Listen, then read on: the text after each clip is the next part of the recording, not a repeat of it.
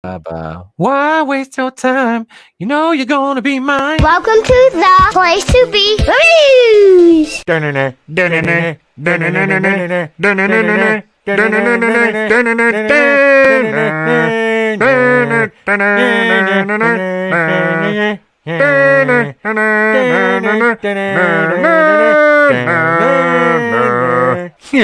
Avengers.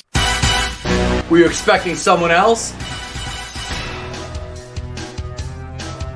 Let's start the show.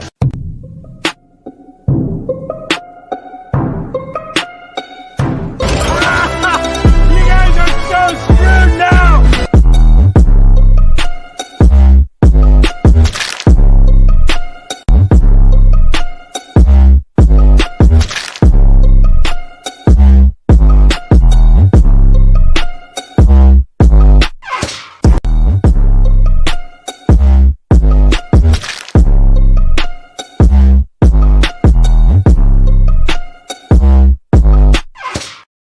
Ladies and gentlemen, welcome to Fandom Menace Friday Night Live. I'm your host, Etepakuian of the Place to Be Reviews, right here with all of yous, the Fandom Menace People's Champion, the most electrifying man in the Fandom Menace, and we have a great show, a great panel. We've got another guest making his way in. He's late, but that's all right, because on Wednesday nights, he lets me steal his panel, his audience, and sometimes his dignity. I am speaking of my guest. He'll join us later. We'll talk about that. Let me introduce to you my co-host with the most, ladies and gentlemen, Mr. Tony Tone Deaf. Ladies and gentlemen, it is the owner of the worst channel on YouTube and commander to the Legion of Deathheads, the world's wokest warrior, primitive-sided, toxic fanboy aligned with the like-minded, Tony Tone Deaf rocking with you. Friday night here, the place to be reviews. What's up, everybody out there in the chat? I'm not even in the chat yet, and I can already see Keely Chow. Everybody on the panel, what's up to you? And what do you know? Keely Chow is in there. What's up, Keely? Everybody on the panel, I'm looking forward to a great show, and the pleasure's all mine. Well, thank you, as always, for being a kick-ass co-host, sir. And we are going to introduce our first guest making her debut on the program. Ladies and gentlemen, please help me welcome Geeky Pixie. Hello. How's everyone doing tonight? Hey, thank you for being here. We appreciate it. I know you're a little bit under the weather, so I understand if you're not too talkative, but yeah, we know you'll make it count, right? Yep, I'll do what I can. So keep asking her questions. Yeah. So thank you for being here. We do appreciate it. And last but not least, ladies and gentlemen, let me give it over to the Fandom Menace vampire, AngelousDraven. Hey guys, I'm the Fandom Menace vampire. Let's get this lovely evening started. And yeah, it's always a pleasure being here. So definitely appreciate being invited and being here every time I am here, because it's always a blast. Well, I'm always happy to have you on, brother. Always. Let me acknowledge the chat, though. We got Daisy Divine, Keely Chow. Thank you, guys. Retweet the link out. We got seven people watching. Get that, bitch slap that like button for me. Do it like it owes you money. Do it like it owes you money, and we'll get moving. Thank you, Grace, my love. We're gonna jump on over here first. We're gonna jump on this article. I really want to talk about this because we were kind of talking about it before we came on air. And damn, I watched. I actually did a review today of Lois, Superman and Lois. Mm-hmm. I'm not gonna lie. You're gonna have to watch the review, but I liked it. I enjoyed it. I thought it was good. Mm-hmm. Damn, the CW actually did something right for a change, which as somebody who watches Batwoman and watched most of the Flash, and enough episodes of Supergirl to turn bulimic, I can honestly say that Superman and Lois is good. If they can keep this show on the path that it is currently traveling, honestly, I think they have probably their best CW show since Arrow on their hands. Mm-hmm. See, I was all caught up with the Arrowverse to the season before Infinite Crisis or whatever. Crisis on Infinite Earth. I was all the way caught up except for I want to say Black Lightning 2. I hadn't watched that yet, but usually the Arrowverse stuff starts off strong and then just takes a freaking nosedive into like the identity politics and all the other woke shit. Yeah, Flash did that, man. That killed me because I like Grant Gustin a lot. Yeah, I do too. Hey, who's a Vinny R is in the chat. How you doing, sir? How you doing? Hey, Tony, can we get if you haven't yet his Indiegogo? Get Vinny's Indiegogo. Shadows of the Kraken. I keep saying it. I'm just gonna do it tonight. I'm just gonna back this book, man. I am. My sketchbook 340. Orale. How you doing, man? Guys, Oh, not Oral Mango. No, not Oral Mango. No, I know how to properly. Like I said, man, one of my brother-in-laws is Mexican, the other one's Colombian. I know some of the vernacular. Vinny, you're welcome, man. Like I said, I promised you I would back it, and I'm going to, bro. 6 days left. So 6 days left to back Shadow of the Kraken. If you're interested in the chat, click on the link, go over, see what it's about, and back a good artist, a great artist, and do a good thing. Does he still have a Cabin in the Woods available, or is that is it Into the Woods? Into the Woods? Yeah. It was like let us know. Thing. Let us know, Vinny, if you've got into the Woods available. My sketchbook says "Viva la raza, órale!" All right, there's my man. All right, man. Let us know, Vinny, if that's still available, and we'll get we'll make sure we're plugging that too. Yeah, man, we've been fortunate, Tony, to have some great artists on here. It's our sketchbook now, comrade. Wait, I need the Russian national anthem. But no, seriously, we've had Phoenix Animation on. He's got his projects are solid looking, man. We had Oz on, we've had Vinny on. I'm probably forgetting somebody, and I apologize. I book 4 shows, 3 to 4 shows a week just on my channel. So the days kind of run together, but I do appreciate all of my guests taking their time to be here with Tony and I. Let's see. It is okay. Through the Woods is available. Through the Woods. Awesome. All right, we had the title wrong. As is City of Venus, and the art books are available. So okay. My sketchbook. We'll definitely check them out. Hell yeah. He says, always laughed at Beck's album, Orale. That's just Orale. True that, man. True that. See? Fucking gringos. Do you think you're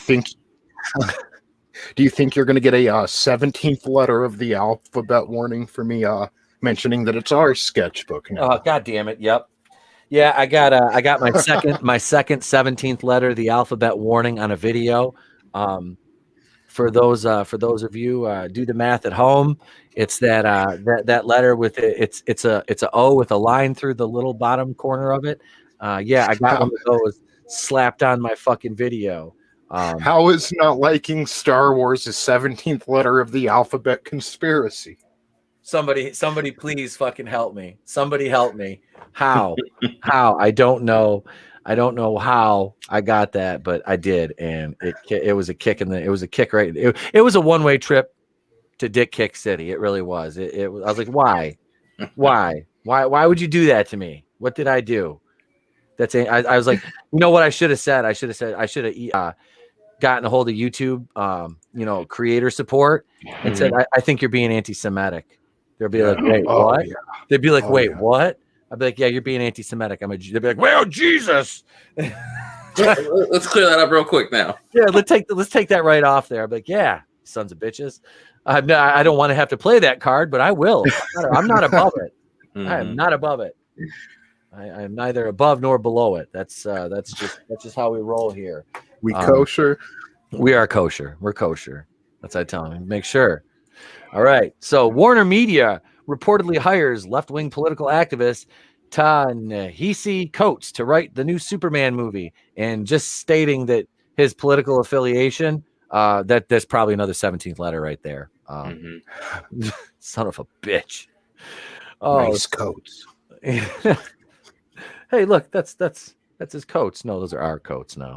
A new report claims that Warner Media and J.J. Abrams hired left-wing political activist hired Coates to write a new Superman film. The report comes from Deadline's Anthony D'Alessandro, who writes, Deadline has confirmed the author Ta-Nehisi Coates is writing a Superman reboot feature for Warner Brothers in DC, which Jar Jar Abrams is producing under his Bad Robot label. There was no plot or Man of cast. Steel 2. I know. Jesus. This is Man of Steel 2. They're gonna race swap him, you bigot. Like, I feel bad. Henry Cavill is a. What He's else do you want? You have a good Henry Superman. Cavill's a good one. Mm-hmm. Yes. He's good as Superman. I mean, what else? Yeah. Like, if there's a wrong move to be made, Warner Brothers makes sure to do it. It's like they're controlled opposition. Like, Yes. geez. Yes. It's like what Here, how about let's not even make Man of Steel 2. We'll make a new Superman and put Fuckhead in charge of it. yeah. Well, when they introduced that they're doing like their multiverse and not everything is going to be interwoven and connected, they basically gave themselves an out if something is bad.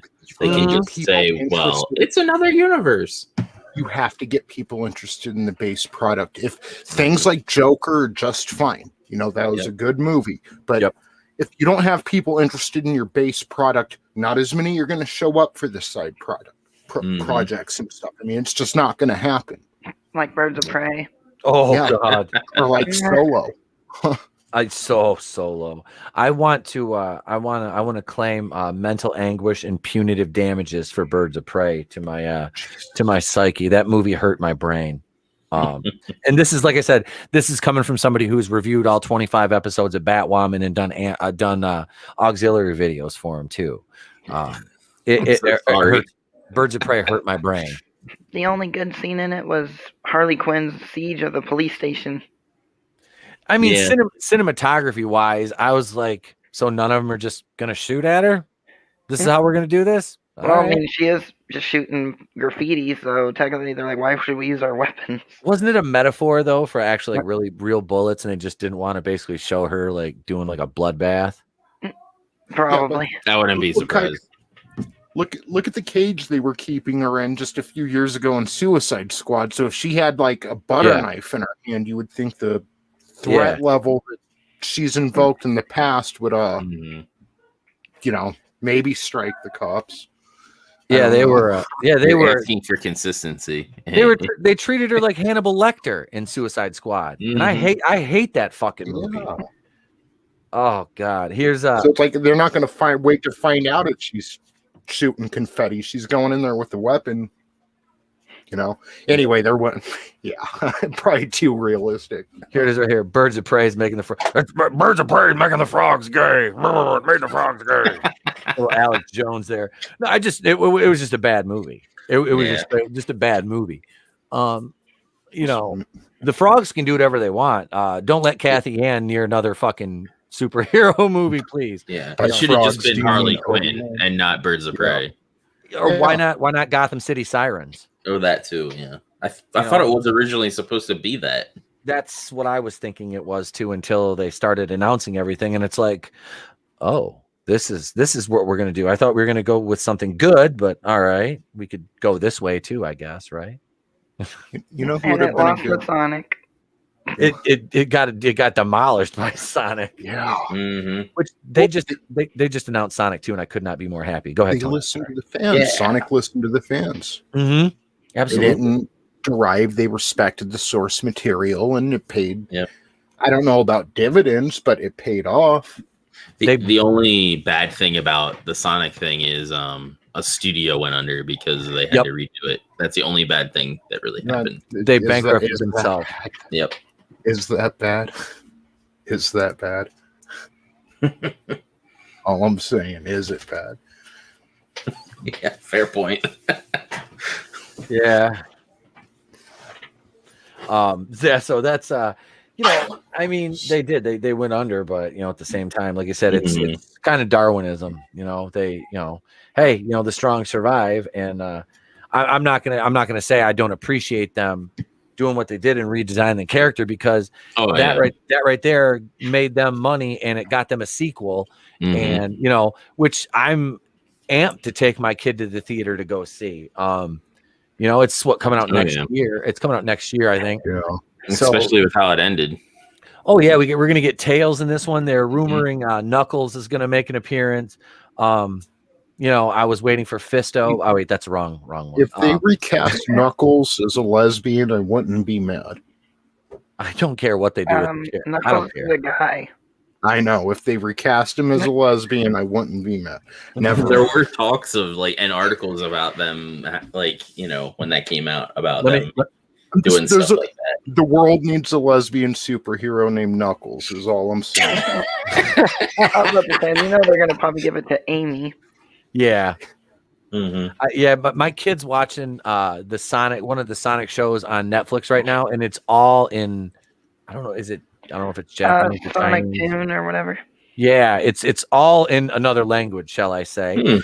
And he watches it before school. Like the first morning I come out and I'm just getting my coffee, I'm like, what am I listening to? I'm like, I turn around, I'm like, I see Sonic, but I'm not understanding the word. I'm like, am I still dreaming? I'm like, okay. I'm like, nope, we're awake. Bud, what are you watching, Sonic?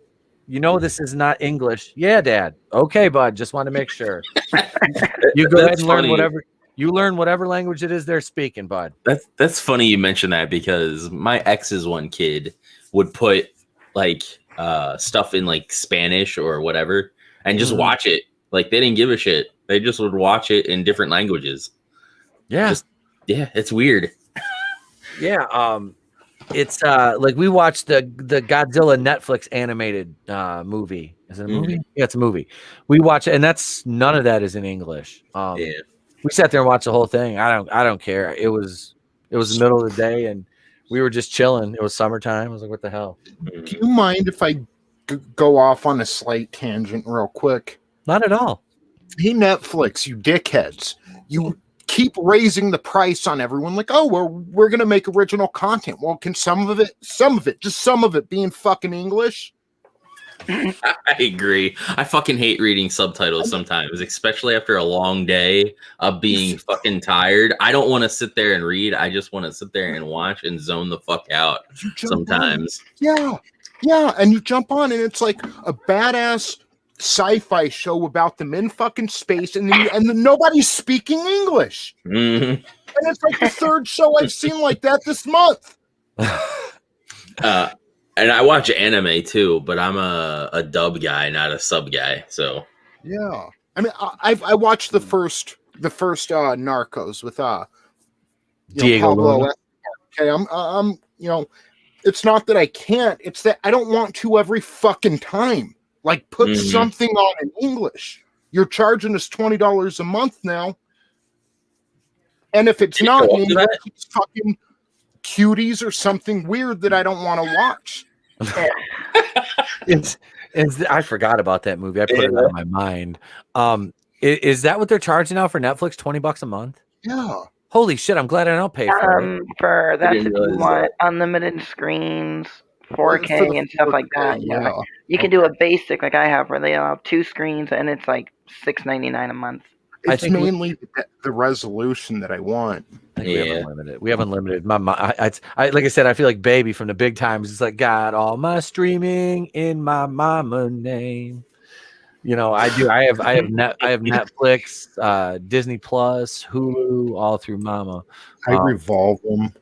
Yeah, she pays for him. She's like, I pay for him, so you don't have to. I'm like, all right, thanks, Mom. Yay. Like, they each cool off. You know, it's like maybe when The Boys comes out, I'm going to want Amazon, or when Cobra Kai or Glow comes out, I'm going to want Netflix or The Last Kingdom. So I just try to revolve them. We always keep Hulu because King of the Hill. Well, yeah, Seinfeld's on Hulu, so I could never part with that now. And I downloaded Peacock, but I don't have it on my TV. I'm about to get a Roku device so I can add HBO Max for the Snyder Cut.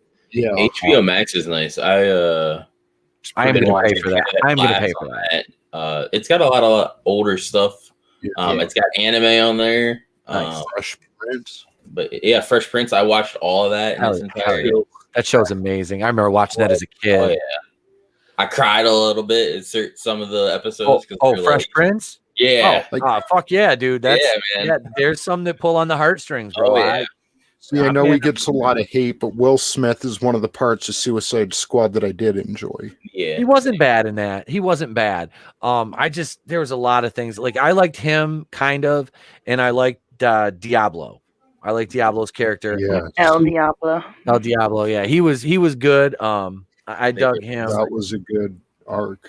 Yeah, it definitely was. But yeah, I didn't. Where he lost he lost his temper and ended up killing his wife and kid. Yeah. Mm-hmm. Yeah, you knew it was going to take a lot to redeem him. That's one thing that they got right. What's up, Mad Mardigan? How you doing? Still the tease, like that was well done in the way, like I won't say it was done as well, but the way they teased Hulk in Avengers up until when he finally snapped, kind of the same with El Diablo. It's like they had you wanting to see him use his powers. Yep, and it paid off. Oh yeah. Yeah, that was oh God. All right. So where were we here? Sorry. It's okay. We just went on a cutaway. It's all good. I feel like I should be playing the Johnny not Johnny Cash, but the Conway Twitty one now. Ladies and gentlemen, Mr. Conway Twitty. Let's see. Coates is not just a left-wing activist. He's a radical left-wing activist who has made his views about America clear in his opinion pieces in The Atlantic. The most recent piece published on January 19th, 2021 is titled Donald Trump is out. Are we ready to talk about how he got in? In the article, Coates publishes an excerpt of a previous article titled The First White President. Okay. Yeah. Right? I was like, it had me counting on my fingers. I'm like, okay, I guess. Donald Trump was what, number 45? Yeah, and Obama was 44, so he was the 44th white president.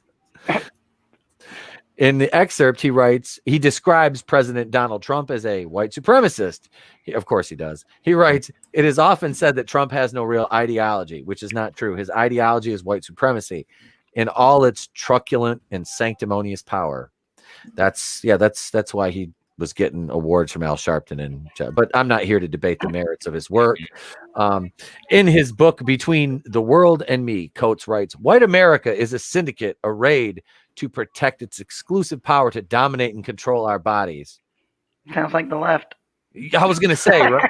I was going to say, doesn't that sound, yeah, it kind of sounds more like the left. But anyway, he also writes about the firefighters and police officers attempting to save people in the aftermath of the terrorist attack on September 11th. Coates wrote, they were not human to me, black, white, or whatever. They were menaces of nature. They were the fire, the comet, the storm, which could, with no justification, shatter my body. What the is this guy? What the actual? Is he literally saying that the people who volunteered to get those survivors, or even look for people as monsters? I do believe that is exactly what he said, and I have just one thing. I guess I can. He was a retard. What? God, like that literally makes no fucking sense. And Mr. Coates, this one for you, bud. Fuck that puto. Seriously, what? Oh, so what was he saying again? I'm sorry. No, you're fine. I think I missed part of it. Okay, so this is what he said regarding firefighters and police officers attempting to save people in the aftermath of 9/11. He said they were not human to me, black, white, or whatever. They were menaces of nature. They were the fire, the comet, the storm, which could, with no justification, shatter my body. Why do we keep giving people like this not just a platform, but power and rewarding them? This is like no sense. So he's happy that the World Trade Center got attacked? Yes, and innocent people lost their lives. Well, why is he even? This is the representation of I'm pretty sure that's treason against America. Yeah. Yeah. This is the representation of like that kid who doesn't have a job, no car, face tattoo, can't stay out of jail, and females just want to reward them with pussy. You know what I mean? So then they keep up the bad habits because they're being rewarded. And it's the same thing here. These people are being rewarded with proverbial pussy. They're getting positions of power. They're getting money, notoriety, fame. And we've got to stop this. But the problem is the people in charge, they're too afraid. They're the perpetrators. You can't say no to this guy. He's a black man. They're afraid to say no to him because then they'll be called racists. Well, I'm Asian, so I can say no. What's that? I'm Asian, so I will say no. There you go. Well, they're starting to classify Asians in the same group as white. Yep. I like not to make it about, but it's true. It's like well, that's where my other half of my religion comes in, which is Native American. Oh shit! Well, then you've got him double jeopardy. You've got him dead to rights. You got him dead to rights there. What are they going to say? The Olympics. Yeah. Yep. That's it.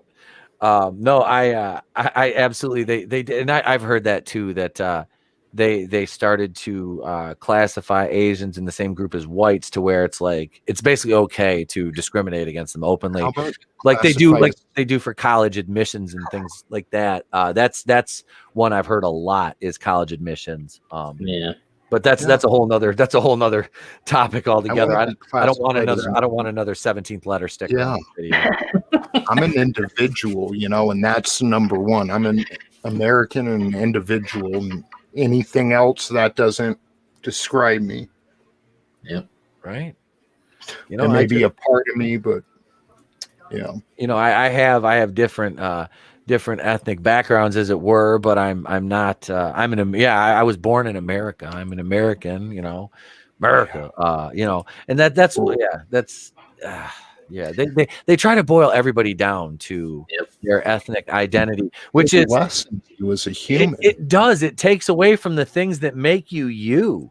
It's like, so all you see when you look at a person is their ethnicity or their religion. That's what they're telling you, and it's like people are so much more than that. That's the true racism right there. Is when you boil it down like that. You homogenize, and it's like that's all I can see. That's pathetic. That's a pathetic way to live life. It truly is. Let's see. It says not only is Coates a radical activist, but he has absolutely zero experience writing films. Of course he does. His only credit is a documentary based on his book, Between the World and Me. So they're going to give this jack off a Superman movie. What are you thinking, JJ? Diversity and inclusion, my friend. Well, if you remember last year, JJ, they announced that thing at Bad Robot, that initiative where they're going to start dismantling white comfort. I can't wait for the alternatives. Look, if there's an alternative platform out there, support them and don't fucking pirate them. Support them so we can start Daily moving. Wire. Yep. Exactly. Yeah, if you're pirating from the alternative platform that's standing up to idiots like these, then you're kind of a douchebag. That is a douchebag move. I can't co-sign to that. That is a dick move. Yeah. Let's we've wasted so much, not wasted, but we've spent so much time in the past 3, 4, or 5 years talking about the problems and making a name for the Fandom Menace. I mean, we are known in writers' rooms now, and it's time to put our money where our mouth is. There are alternatives that are starting to blossom and come into a tangible reality here, and we need to be there to support them and show them this is what we want. Good storytelling, not agenda-driven lectures. It definitely works for the comic book sphere as well as music and being independent. Mm-hmm. Yep. Oh yeah, the independent now is a great time to be an independent comic artist. Hey, let me acknowledge the chat here. We got Vinny Art says the Superman movie is fucked. Daisy Divine says Coates is projecting. Darth Haster's in the house. He said thank you to the Clown World Reviews for the welcome. Let's see here. Vinny Art says, will AOC write the next Wonder Woman? Oh God, she can't even write a bathroom pass. I mean, let's be honest. Let's see. We got Keely Chow says Marty Noxon could write a better script than Wonder Woman script. Joss Whedon is like a walking piece of foreskin that was like discarded at a bris. I mean, oh God. Let's see. Vinny Art says be less white. Coca-Cola ads all over that film. Tim Myers, hail, sir. Thank you for joining us. Let's see. My sketchbook 340 says this is sad. Coates is pretty much openly racist, anti-American, and you give him the most American hero. That's what they want. They want to tear the myth, our myths down, our modern mythologies, like author Stephen Walton says. He's right about that. They do. They're tearing down our modern mythologies, trying to use revisionist history and these. Here comes the 17th letter. They try to use these Bolshevik gaslighting tactics, and they think that they can gaslight us and it's gonna work, but it's not. I'm sorry, we're too smart for that. There's a reason the Fandom Menace has grown the way it has, and we have mainstream recognition now. We have a mainstream actress who openly recognized and interacted and did interviews with members of the Fandom Menace. So Darth Hester, Patty Jenkins. Yeah, Patty Jenkins with Wonder Woman 84 showed she has no acumen when left to her own devices for writing a coherent movie. And I was I was all up in her corner supporting her after the first Wonder Woman. I'm like, this was done. And then you find out she didn't do much of it. It was a reason the studio interjected itself. Geeky, did you want to say something? No, I was coughing. I think I lost my point now. Never mind. I don't know if he did, but somebody did. Well, what I wanted to say was this. I was listening to Ethan Van Sciver a couple days ago. So older episodes, okay? I like to go back, listen to some stuff from a few years ago for perspective. And he was talking about this and how they come in, they tear down the things that we love and the things that inspire us. And he brought up your boy Zach over at Comics Matter and how when he enlisted, he brought his G.I. Joe with him overseas to fight. He enlisted because G.I. Joe. It inspired him. I mean, I'm sure there are other reasons, but that's how important these are when they tell you it's just a cartoon or it's just a movie. Star Wars not only unites people, but it gives them hope. It makes them believe in doing the right thing, and it gives them a conscience. So, of course, they're going to tear this down. I mean, that's what it's all about is, I don't want to say a psyop, but it's destroying our morale.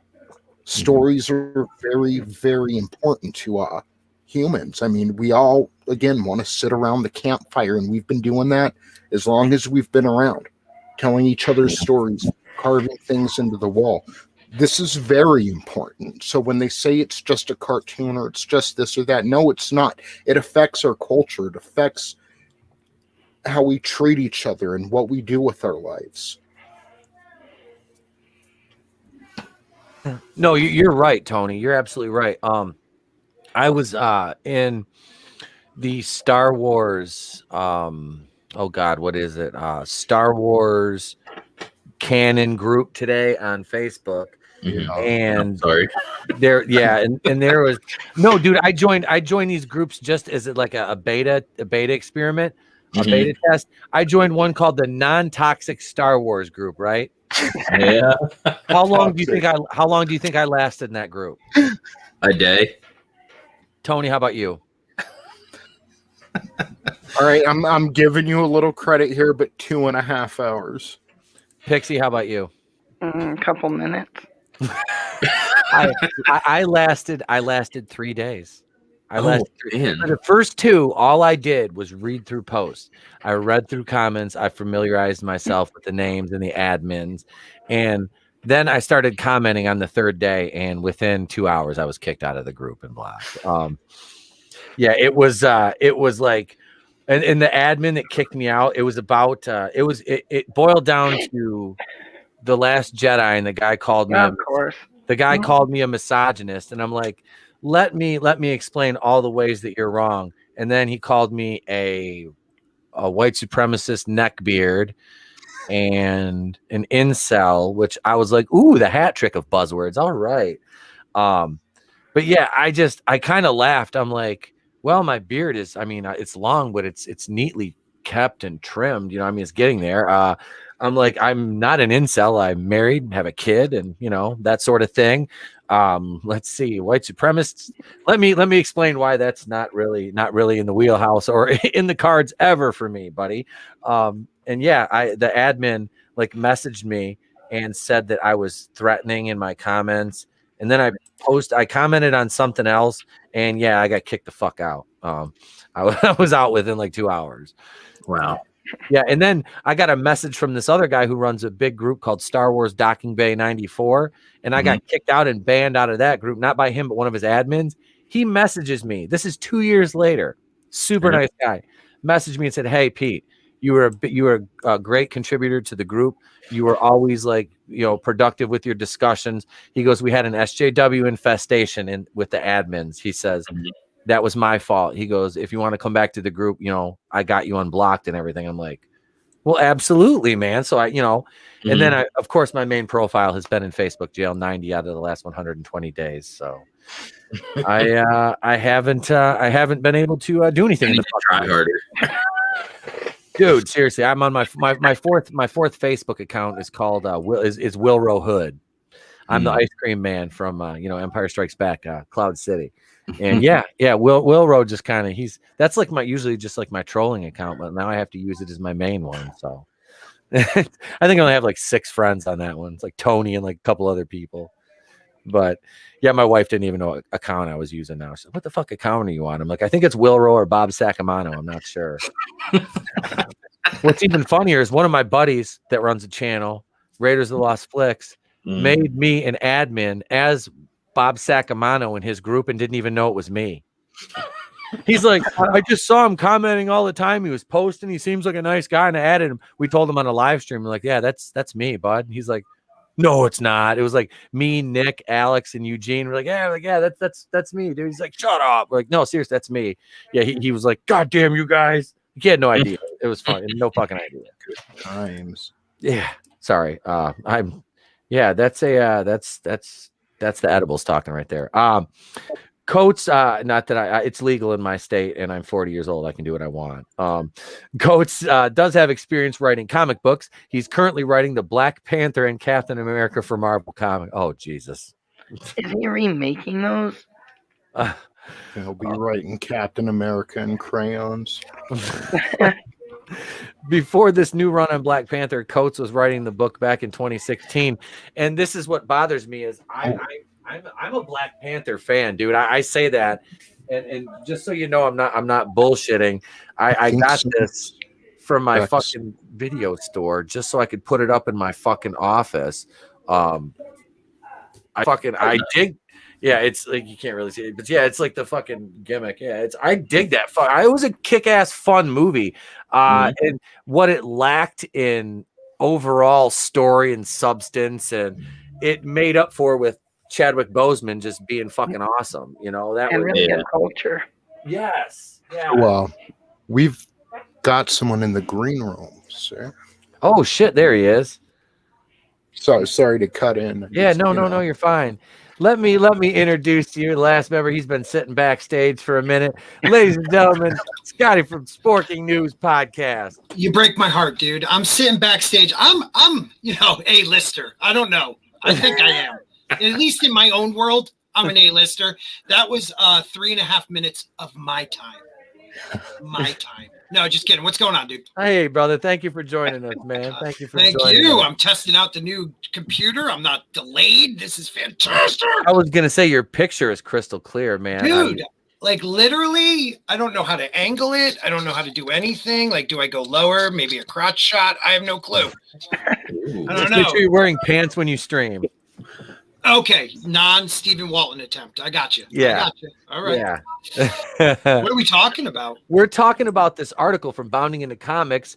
Ta-Nehisi Coates is a radical activist who is now getting his own Superman movie under the Bad Robot and J.J. Abrams umbrella. Okay, sounds about right. Okay. Yeah.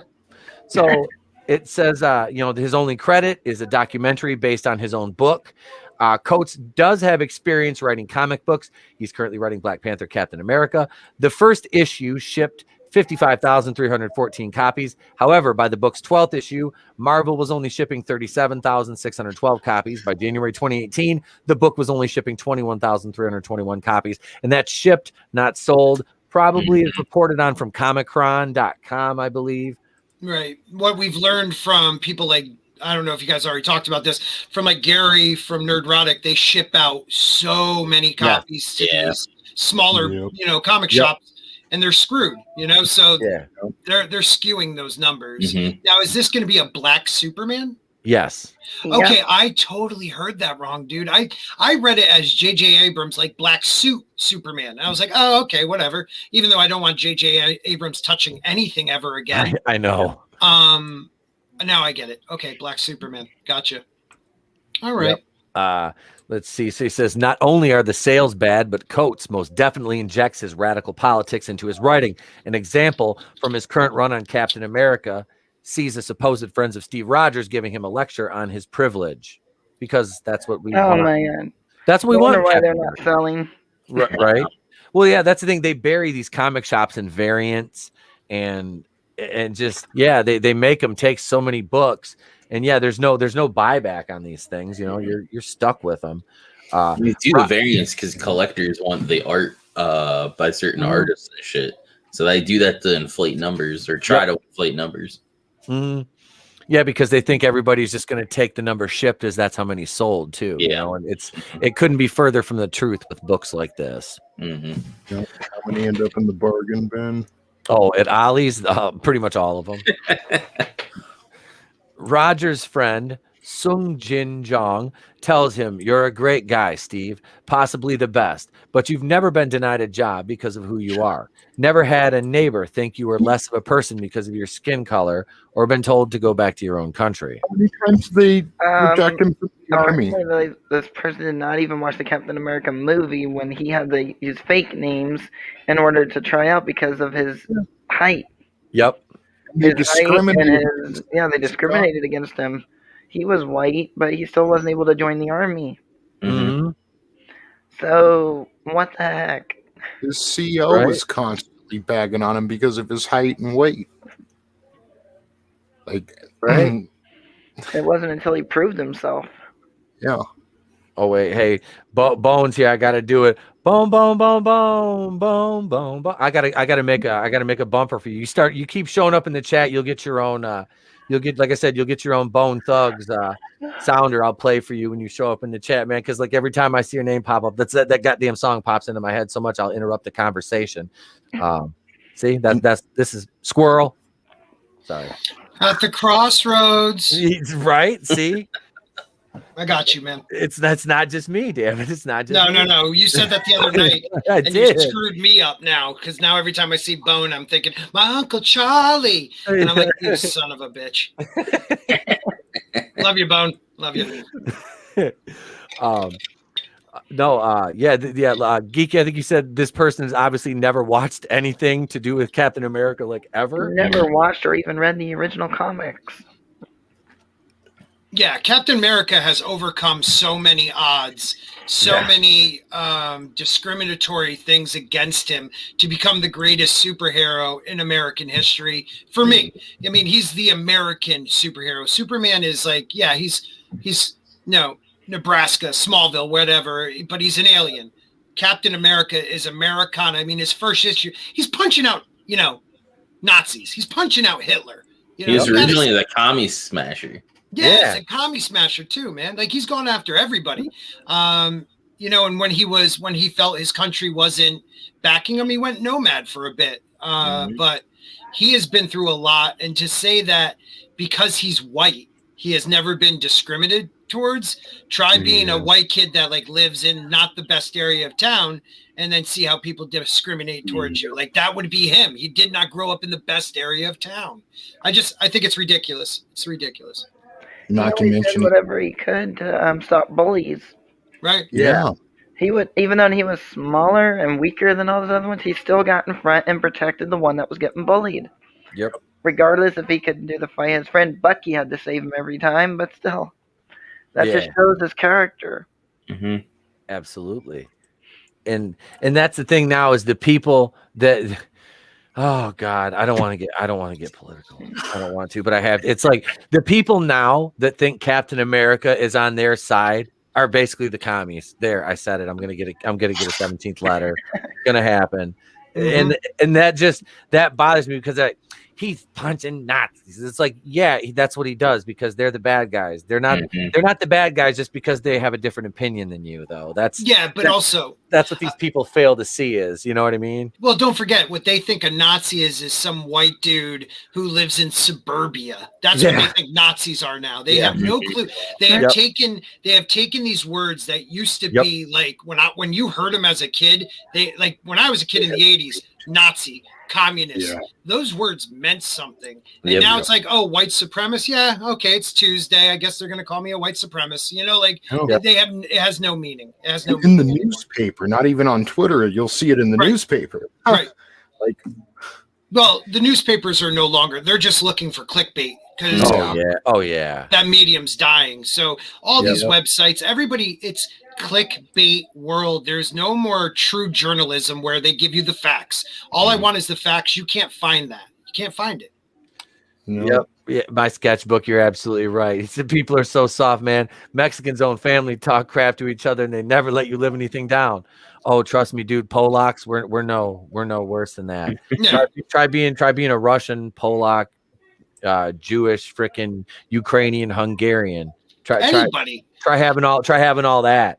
Yeah, you said it on my show, bro. A bunch of hard-headed motherfuckers right there. Well, you said it on my show the other night, I grew up with different cultures, different people that are all American, and if I didn't get called a guinea, and I'm only half Italian, but they would call me a guinea, a wop, everything, and it was in all fun. Like we would call each other names. That was it. Yeah. There were certain names you didn't use out of respect, and even then, if there was a good enough friend, you could drop those, and they would understand.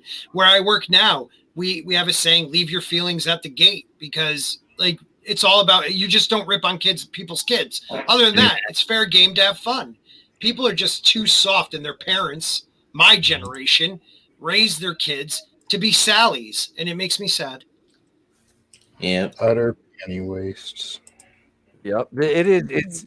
It's pathetic, man, dude. I think about the jokes we used to tell on the playground and the things we used to do and stuff like that as a kid, and it's like, man, trust me, I'm glad my son. Well, I mean, he's clearly a fucking mini meatap, but it's like these. I see these kids at school, and it's like because like I said, I work at a school, and it's like K through 8, and man, some of it is like you can tell it's just completely different generations. And I look at a lot of the parents, and some of them are my age, some of them are older. There's some that are a lot younger, and it's like, what the fuck, but it's a private school, so most of them are pretty squared away. There's a couple there that it's like, though, I'm looking at them because I'm around their kids every day, and I was like, your kid straight up lied to me like he was a fucking car salesman 6 times, right to my face within 20 minutes yesterday. Yeah. I was dumbfounded. I'm like, this is like the people like this guy that tell you, this is the kind of person that would tell you you're a white supremacist. That's the kind of mindset they have. You know what I mean? It's like a childish. It's the mindset of a child, because that's all they can do is they go to ad hominem because they're not intelligent enough to debate anything. Right. Yeah. It's a world of apologists. Oh yeah. And if you get caught out saying the wrong thing and don't bend the knee right away, they attack you. And there's not many that have stood up to that. We finally have one person in Gina Carano who finally did it. And look what happened. She came out the other side, and people have more respect for her. And I bet you the people that attack her still have respect for her because she didn't bend the knee. People that actually understand what respect is. Let's put it that way. I'm sick of the fake. J.J. Abrams and his, wife, the Me Too movement. Well, it's kind of funny that she got a bump up in her job because of the Me Too, #Me Too movement.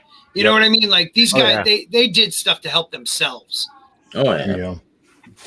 They made power plays to advance themselves. they monetized a social justice movement. That's all they did. That, you know, it's and they're anti-capitalist. They're telling people to be anti-capitalist too. When they reap the benefits of the system that they claim to hate so much. Hail time profit. Sorry, Squirrel. I got Squirrel. Yep. Hey, hail time profit. Vinny Art said, "Well put." I believe he's directing that to you, Scotty. Most likely. I'm pretty good.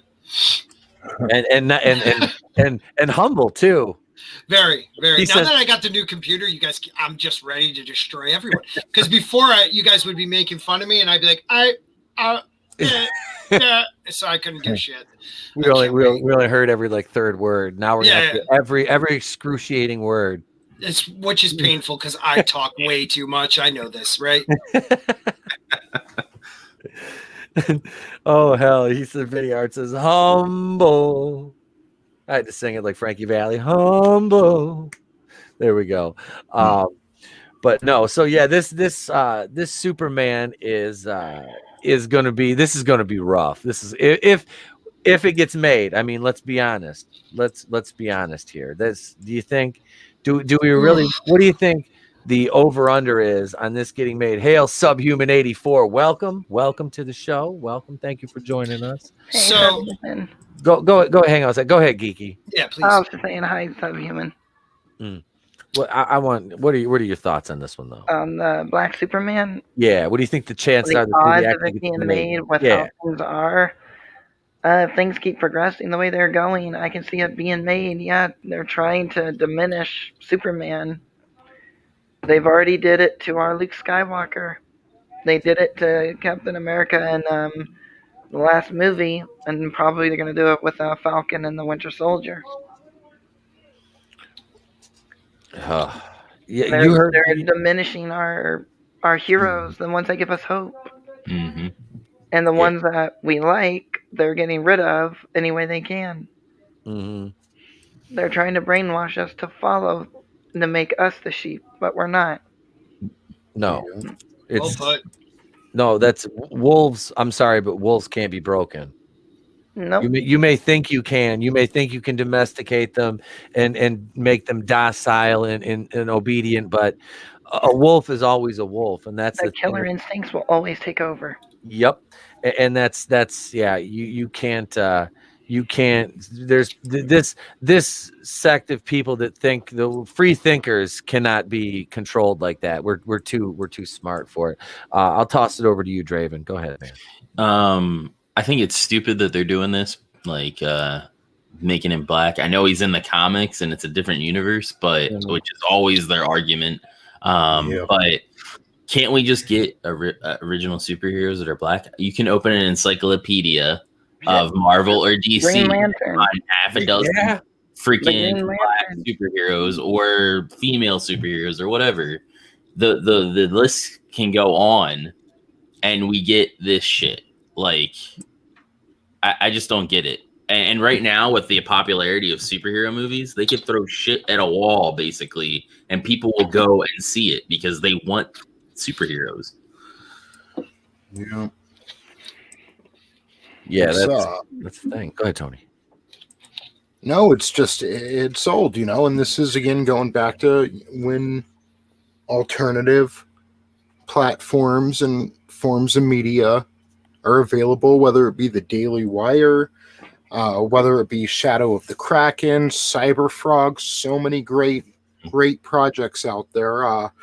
That's where we need to support, and that's where we need to spend our time, is supporting each other on YouTube and supporting each other's projects, because I say it all the time. I mean, they're taking our money, the brands that betrayed us, the brands that we built up as Americans, that we know in our home, that are so familiar to us.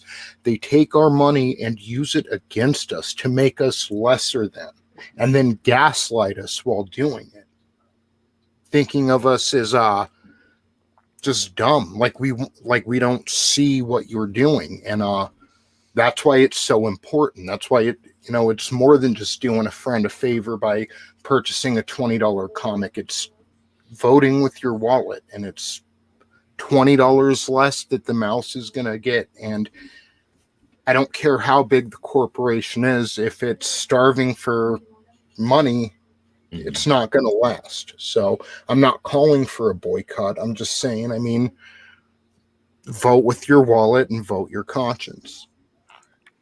Yep. Anybody else? Go ahead.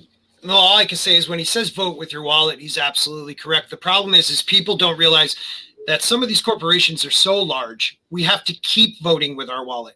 We can't just say, oh, look, see, they had one crappy movie. We didn't give them money and they're still making crappy movies. No, this has to be the long fight. We have to, time after time after time, do not give them the money. Now, I'm a hypocrite when it comes to that. I have kids.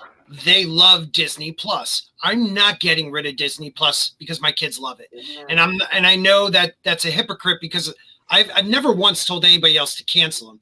I just hate what they have done to certain things like Star Wars, but I'm really digging WandaVision, you know? So like I support one end and I go against the other. Like I am not a Mandalorian fan and I knew it was going to go the route it went. And Lucasfilm, I've lost the love I used to have for it, but yet I will support WandaVision until it does something that tells me I can't support it anymore. Now, granted, White Vision is the bad guy. So that tells you something that they're pushing, but, you know, See, I don't think he's the bad guy. I think he's going to merge personally, but I think there's going to be something that's going to happen with him, but he's going to start out as like a weapon, basically. Well, don't forget, you now have physical vision as the White Vision, and you have the emotional, like heart of Vision as the one that was created once again, in a way, by the Soul Stone. So, or the Mind Stone. So, put those two together, you got Vision again without the Mind Stone. It works out perfectly. But I'm sorry, I went squirrel on you there.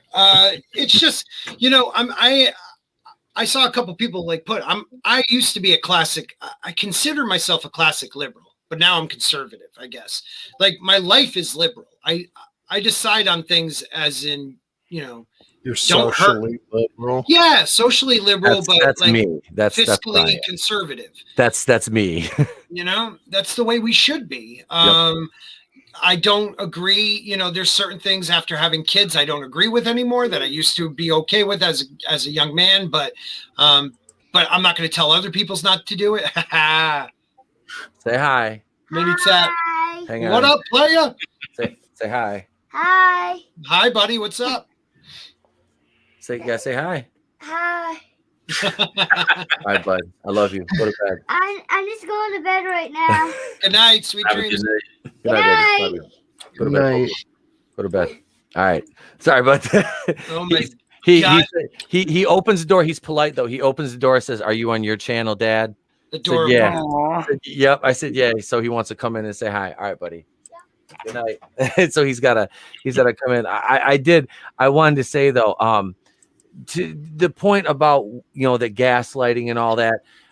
If you've ever seen the movie based on the H.G. Wells book, The Time Machine, the Morlocks and the Eloi is a tale that reminds me of kind of some of the younger generation and even the older generation as they've grown complacent in their ways. And it's the Eloi live a life of, you know, carefree. All they do is eat and lay around.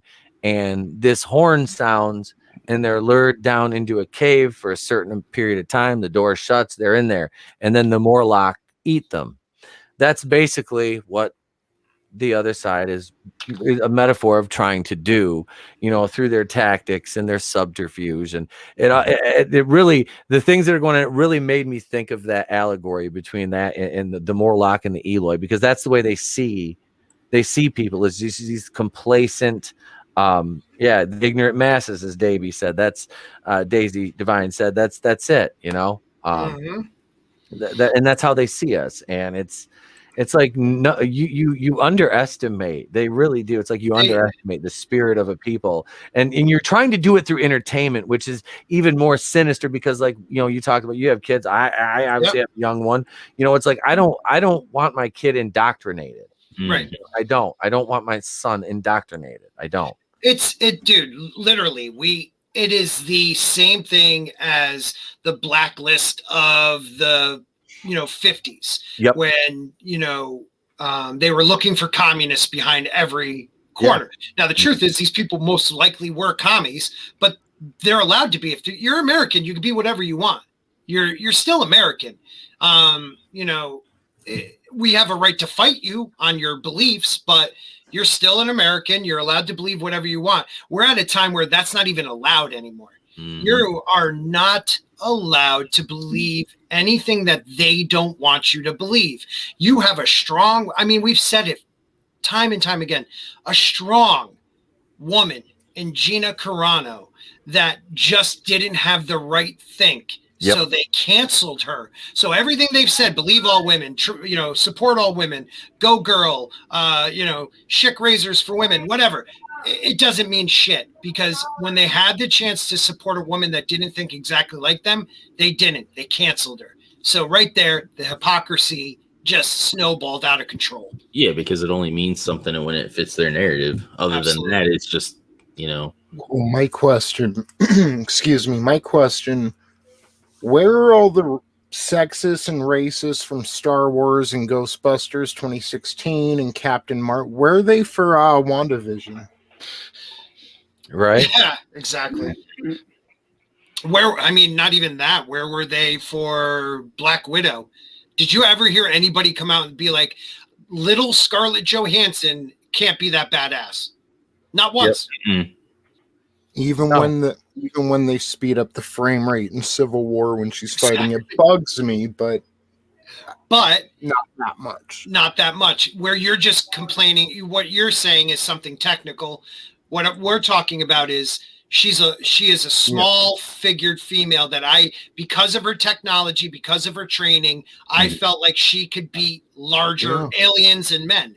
But you know what I mean? But we're sexist. We're sexist. We're Agent May at that. Right. She's a badass too. Is it wrong that I have no problem like getting beat up by her at all? Like none. None. Like none. I'll beat myself up. Like I'm just saying I'm fine with that. I'm not afraid of that. As a matter of fact, I welcome it. I'll pay $500 an hour for it, actually. Goddamn. But I do have another article I wanted to share, and this is about. I wish I had the GIF. I don't have the GIF. But I can play this because it sounds about like it's not made for me. I don't know. You're one ugly motherfucker. It wasn't made for him. So I love that. This Charlize Theron won't stop getting excited about a Die Hard reboot. Now, as somebody who loves the original Die Hard and the second Die Hard, and after that, I'm pretty much fine with them not existing at all. I am. I've seen the third one, I think once, but the rest of them, I just no. Charlize Theron, good actress, beautiful woman. I have to say, she's insane. She was with Sean Penn, and he looks like shoe leather that got left out in the sun after being soaked in battery acid for 10 years. But to each their own, right? Not everybody can handle all of this, but it's all right. Charlize Theron is a badass action star. This is from Cinema Blend, who's had a number of opportunities in recent years to really strut her stuff in some major films, as Mad Max Fury Road and Netflix recent groundbreaking hit The Old Guard. But there's always room for more awesome projects for the 45-year-old actress. Am I right? And a few months back, she got on board with an idea for the Die Hard reboot. Why? Why? Yeah, there doesn't need to be. Why? Yeah. The Old Guard, that was an interesting flick. I thought it was good. I didn't watch it. I liked it.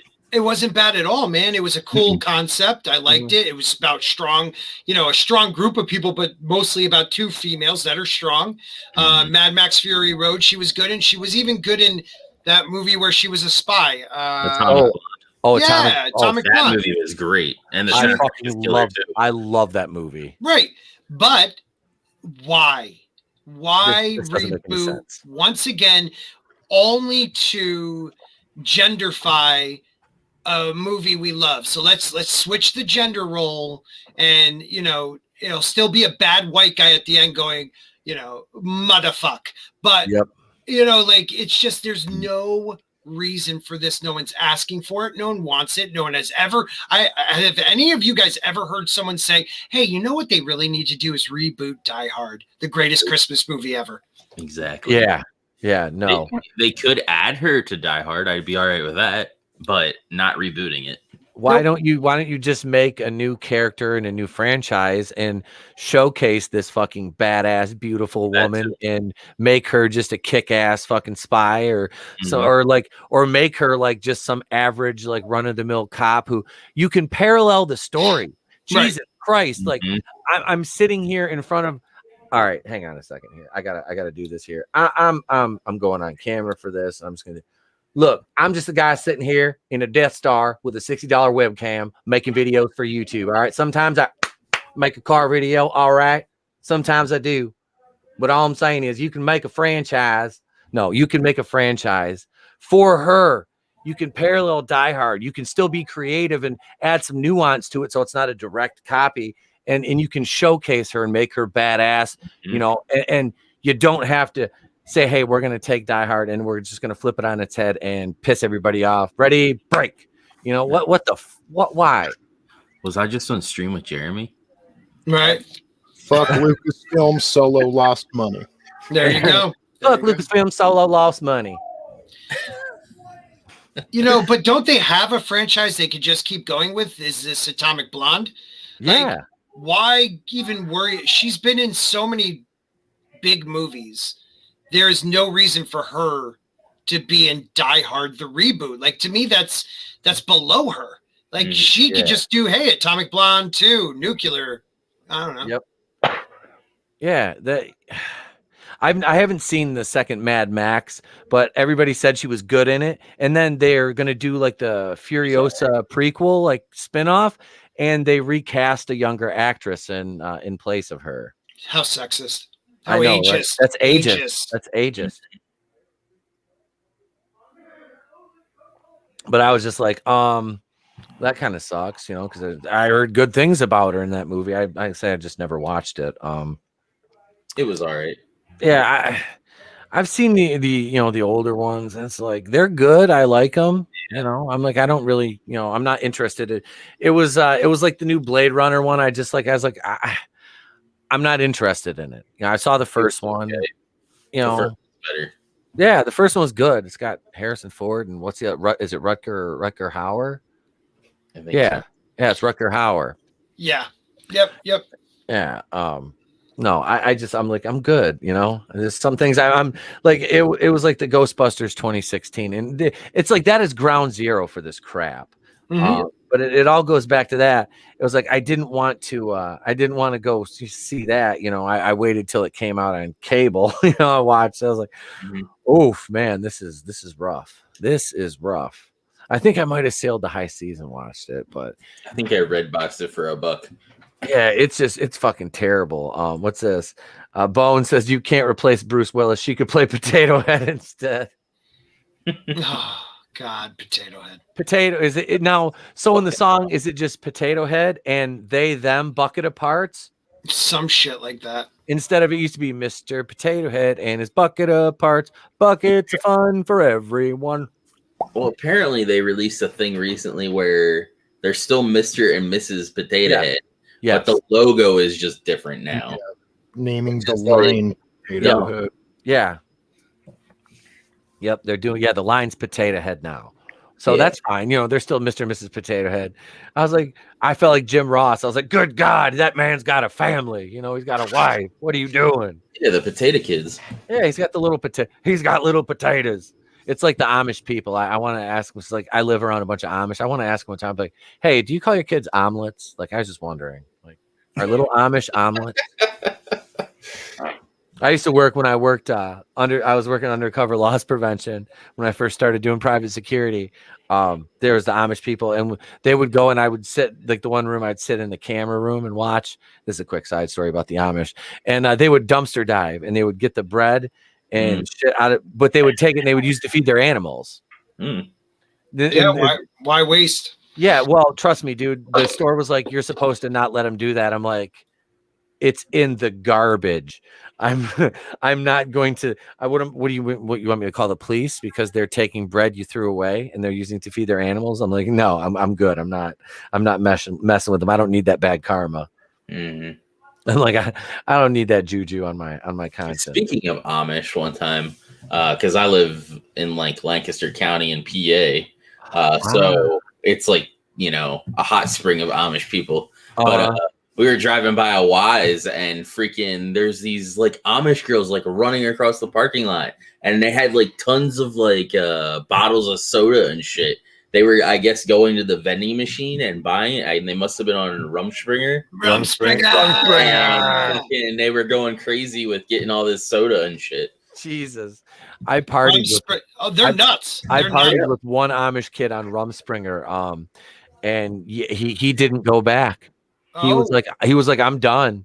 It was crazy. He was a crazy son of a bitch. A lot of them are, dude. I lived in Pittsburgh for quite a few years, and the Rumspringa kids were like the hardcore drug addicts for like 8 months, and then 3 months they go to rehab, and then they go home. Here's Usual Mike Television says, hey everyone, hail Usual Mike. How are you? Thank you for joining us.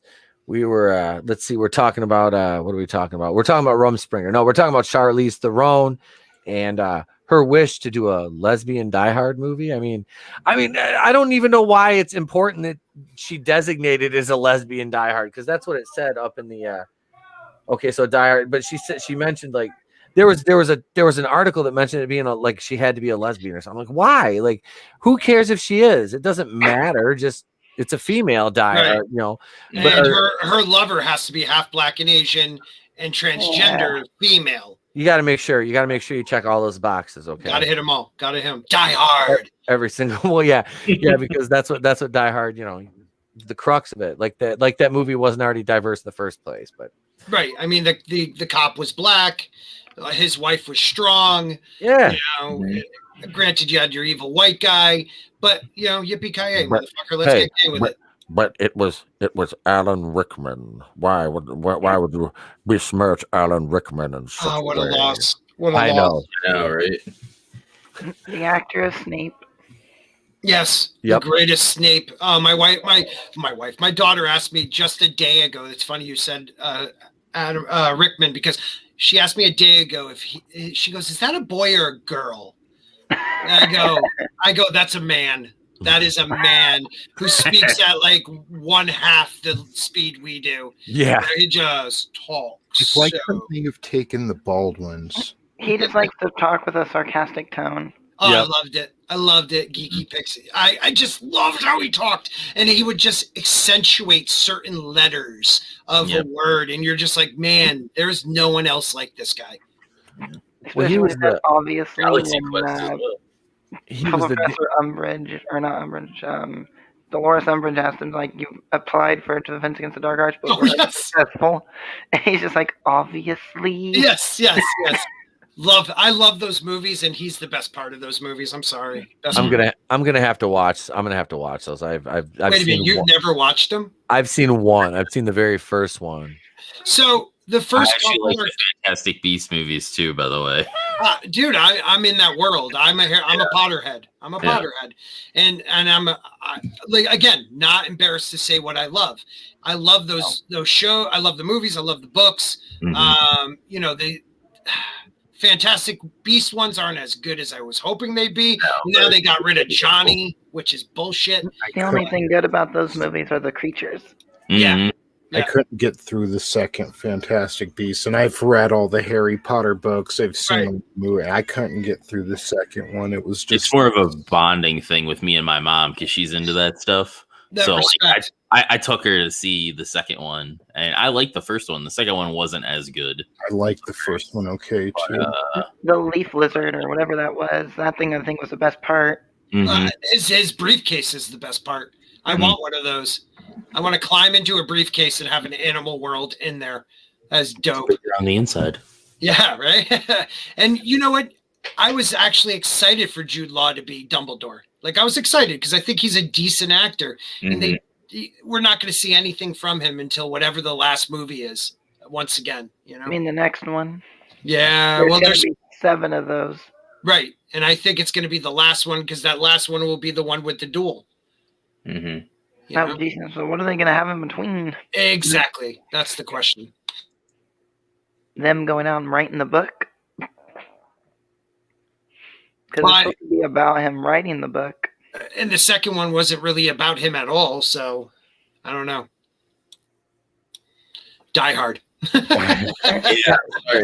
Time Prophet, you're absolutely right. She can't play a lesbian if she isn't a lesbian. That's you can't do that anymore.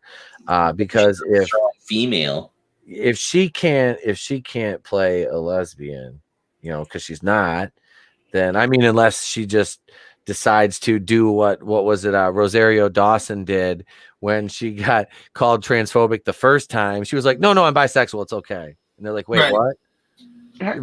They had because she's like with Cory Booker or whatever, and then she said that, and I'm like, well, wait, what? She's trying so hard to hold on, dude. And I like Rosario Dawson. I've always liked her. Rosario Dawson, she's fucking great, perfect as Ahsoka. Yeah, she really is. I'm not a big Ahsoka Tano fan, like Ahsoka, but she does. She's got that role down. She really does. Isn't it kind of a shame that OJ didn't take a little shoe polish and just write "I'm gay" on his Bronco? Like his buddy was driving, he could have written it backwards. True, very true, and it was a white Bronco. Hey, so does that mean I'm not allowed to do Cleveland's voice no more? Man, this is some bullshit. Look at The Simpsons. The Simpsons no longer will have white actors doing any other voice than a white actor.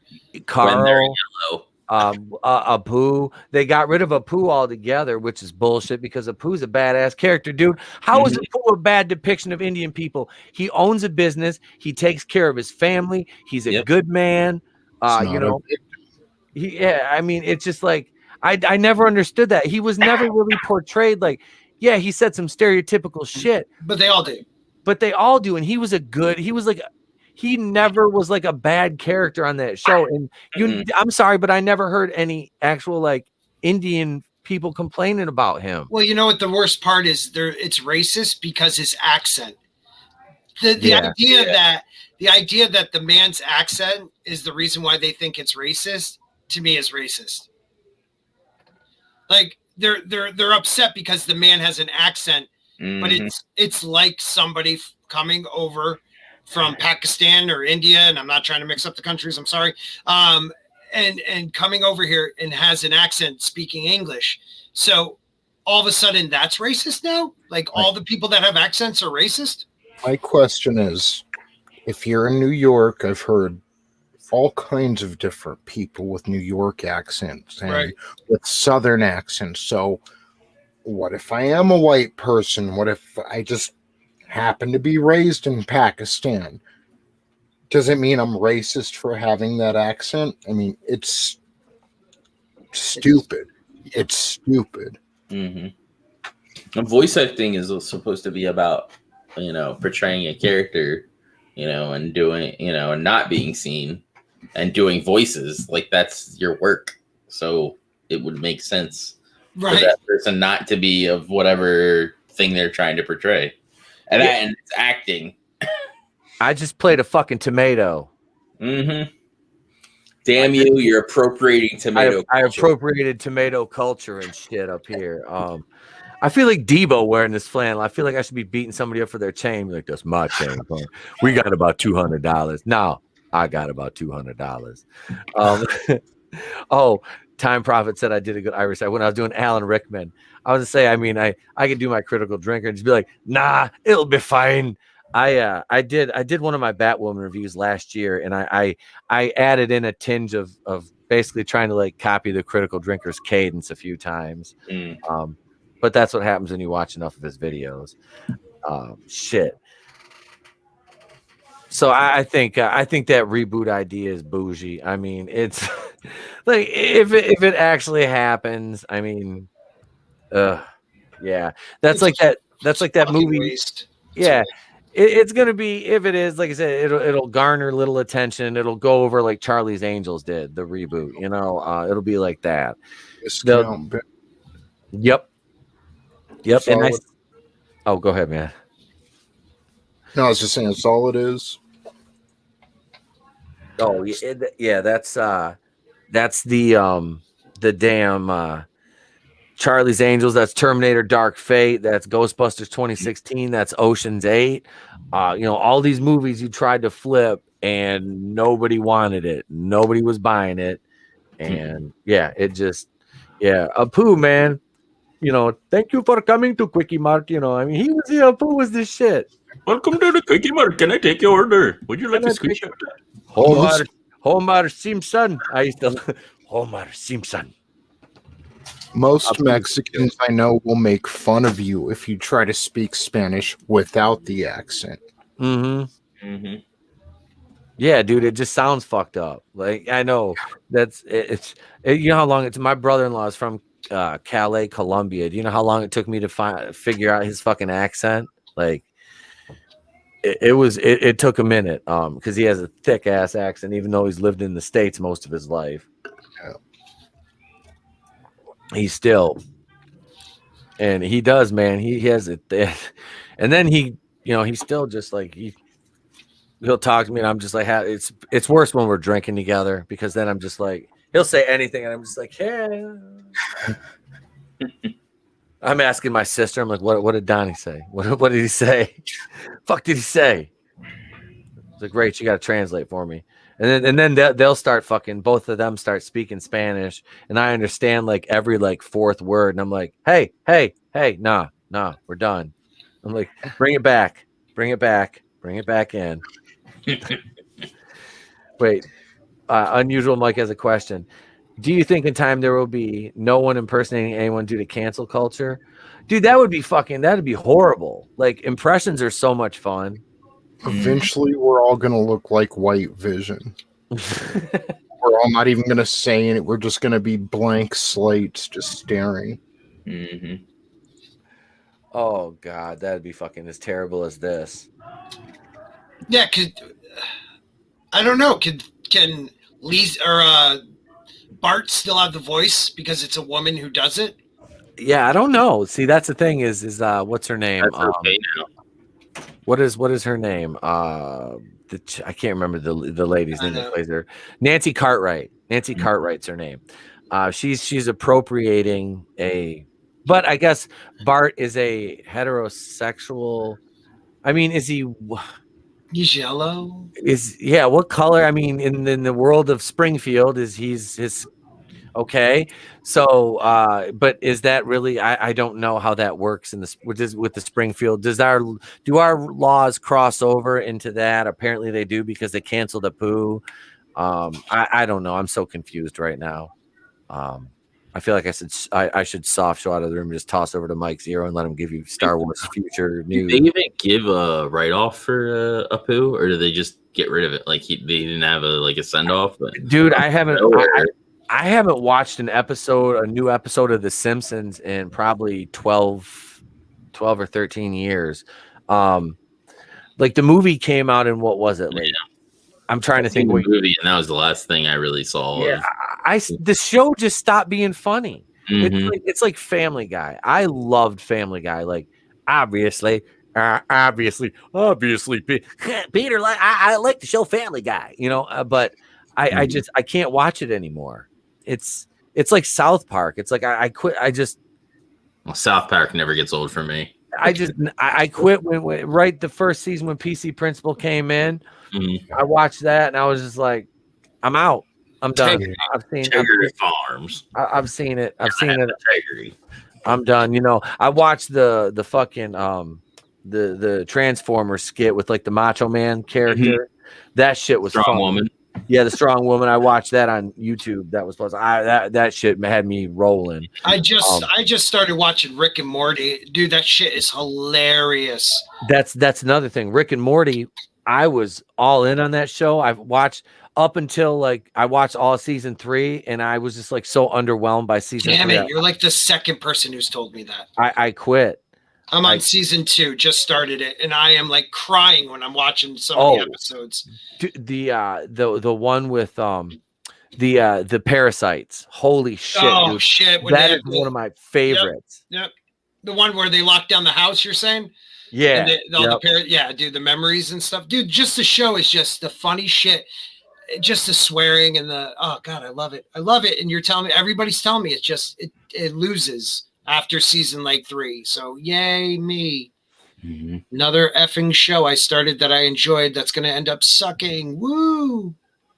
Yeah, that's just me though. Like I said, wait, here you go. Hang on. I had a request from Time Profit, wants me to do my Tim Pool impression. Oh God, hang on. Holy shit, you do look like Tim Pool. Mm-hmm. All you need is some glasses. Tim Pool here, Timcast. Be sure to go over to timcast.com, subscribe for premium content. I worked for Vice for years. I've seen the worst of people. I've seen the best of people. And I think that the world is in a bad place right now. That being said, I think we are redeemable. I don't think President Joe Biden has any clue what he's doing, but I've seen the worst sides of both. As I've said, there you go. There's a little Tim Pool for you. How's that? I mean, that's my first time really like imitating. I've heard like I've been called out in so many chats now for people being like, this motherfucker looks like, when did Tim Pool get here? You know? Yeah. And you and Final Death Star should do a show because he's like J.J. Abrams' clone. I thought it from the moment I met him. I'm like, holy shit, he kind of looks like JJ. But I'm like, I'm sure he's probably heard it, and I'm not going to point it out. Oh no, we always do. So you should do a Tim Pool interviewing JJ. Holy shit, that was fucking hilarious. Okay, yeah, we're gonna make that. That has to happen. That has to happen. Oh wait, we got somebody else here. Here he is. Wait, hang on. Greetings, Dominions and Doomentites. It is I, Dictor Van Doomcock, future ruler of Earth, gatherer of facts from Reddit. I mean, it's Doomcock, ladies and gentlemen. How you doing? There you go. There's some Doomcock for you. Yeah. So who else we got here? We got WKRP in Cincinnati. We'll go with that one for now. Nice. Wait, don't watch enough Tim Pool to say if that was good or bad. My sketchbook says. That's the first time I've really ever, like I said, I've been told I look like him. I'm gonna order a pair of the glasses. I'm just gonna order a pair of fucking glasses, and I'm gonna start like that. That'll be my shtick from now on. I'll be like the unpaid Tim Pool. I'm like his illegitimate brother. I'm Pim Tool. You laugh. That's how we got. That's how we ended up with Etepwakuian. Shit. No, but that's funny though. I need to get a Tim Pool-esque background behind me, and I'll start doing some parody videos. I'll be reporting on like we got this covered articles as Tim Pool and Tim Pool style. Speaking of articles, I want to send you one over to cover. Yeah. But I've got a few pulled up here, so I was thinking it might be fun if we let the chat decide what we cover here. Absolutely. All right, so the first headline is from comicbook.com, and it's actually from just a few minutes ago. It was posted. Tom Holland wants John Watts and core team back after Spider-Man No Way Home. Second is from MovieWeb. Eternals is a big risk for Marvel, says director Chloe Zhao. Our third is from Pirates and Princesses from WD Pro. This one's a little controversial. Stories Matter group at Disney continues to cut at Western culture. So we've got Tom Holland wants John Watts and the team back after Spider-Man No Way Home. Number 2, Eternals is a big risk for Marvel, says the director. Or 3, a Stories Matter group at Disney continues to cut at Western culture. All right, chat. 1, 2, or 3. Go ahead and lay it on us. Give us a 1, 2, or 3 in there, and let us know which article you want us to cover next. Geeky Pixie, go ahead for a moment and plug your Twitch channel or what. I'm not familiar with the Twitch thing, so go ahead and do that right now while we're waiting for the chat. Well, when I play Twitch, you can find me on Geeky Pixie. I'm starting to play other games. I haven't really decided what I'm gonna start doing yet. Probably wait till I'm done with the sickness. But I do make the YouTube videos on my channel where I make AMVs. You're welcome to check them out. All right. Well, thank you, and we'll get a link to your channel in the chat, and we do appreciate you joining us. Yeah, no problem. Mm-hmm. Oh, Tony put that up. I was answering. I was going to answer Sketchbook's question, but Tony was on it. All right. Yeah. So we had. I just want to say real quick, because we are up to episode 8 of WandaVision. We're not really going to be covering it much tonight because I don't want to spoil it for the members of our panel and those of you in the chat who haven't seen it yet. We won't spoil it tonight. I thought it was a good episode. Yeah, same. I dug it. I watched it 3 or 4 times today. Yeah, it was solid, man. This show hasn't disappointed me at all. I will say that, even for a little bit of a slow start in the beginning, but I appreciated the style in which they did the episodes and, shooting them in analog and stuff. I dug it, man. But no, this is a good show. And that being said, I don't want to see them because I saw somebody there was an article about, WandaVision, season 2. I was like, no, leave it alone. Leave it alone. Let it go at the one season. It's supposed to be a limited series. You go any more than that, it kind of screws up the continuity. If they have another idea for a Wanda show, I want in my nap, but like WandaVision is a specific thing. All right, so let's see here. We got 1. I count 3 1s. 3 1s, 1 3, 2 3s. So, all right. So we're gonna go. Are we gonna go with 1? Let's go ahead and go with 1. We'll go with 1. All right. Geeky Pixies. Is that pronounced Vegeta? Is it Vegeta? Vegeta? That's Vegeta from Dragon Ball Z. Vegeta. I knew it was from Dragon Ball. I didn't know how to pronounce the character's name. I haven't watched that much of the show, honestly. Like, I got into watching that like back when one of the guys that was in my stable when I was into pro wrestling watched it, and I started watching it. And him and I would BS about it in the locker room and stuff like that. And while we were watching, it was because it was on, what was it? Saturday night, like Adult Swim. Yep. Tsunami. Yeah. So I'd watch it. This is back like 2017. So I was watching it on there. We'd be bullshit, messaging back and forth, bullshitting about that. But yeah, that was the first time I really actually watched any of it at length. And like I said, I thought I didn't really know what was going on, but I mean, I thought it was like it was fun to watch. I didn't dislike the show, so I got to know some of the characters. So this article from comicbook.com, Tom Holland wants John Watson core team back after Spider-Man No Way Home. All right. First of all, a very interesting title. Yeah. A movie. Yeah. Better than Phone Home. Yeah, true that. Or Spider-Man Homeless. Run Home. Spider-Man House Arrest. It's Batwoman's gimmick. Spider-Man, Batwoman homeless in a van down by the river. Tom Holland wants to take another swing at Spider-Man after his contract expires with Spider-Man No Way Home, revealing his terms for a potential Marvel, Jesus help me, Rhonda. Marvel Sony Spider-Man 4 includes John Watts back as director. Watts will become the first filmmaker to direct a trilogy in the Marvel Cinematic Universe when No Way Home swings into theaters in December, and Watts will launch another MCU set franchise when he reboots Fantastic Four under producer Kevin Feige.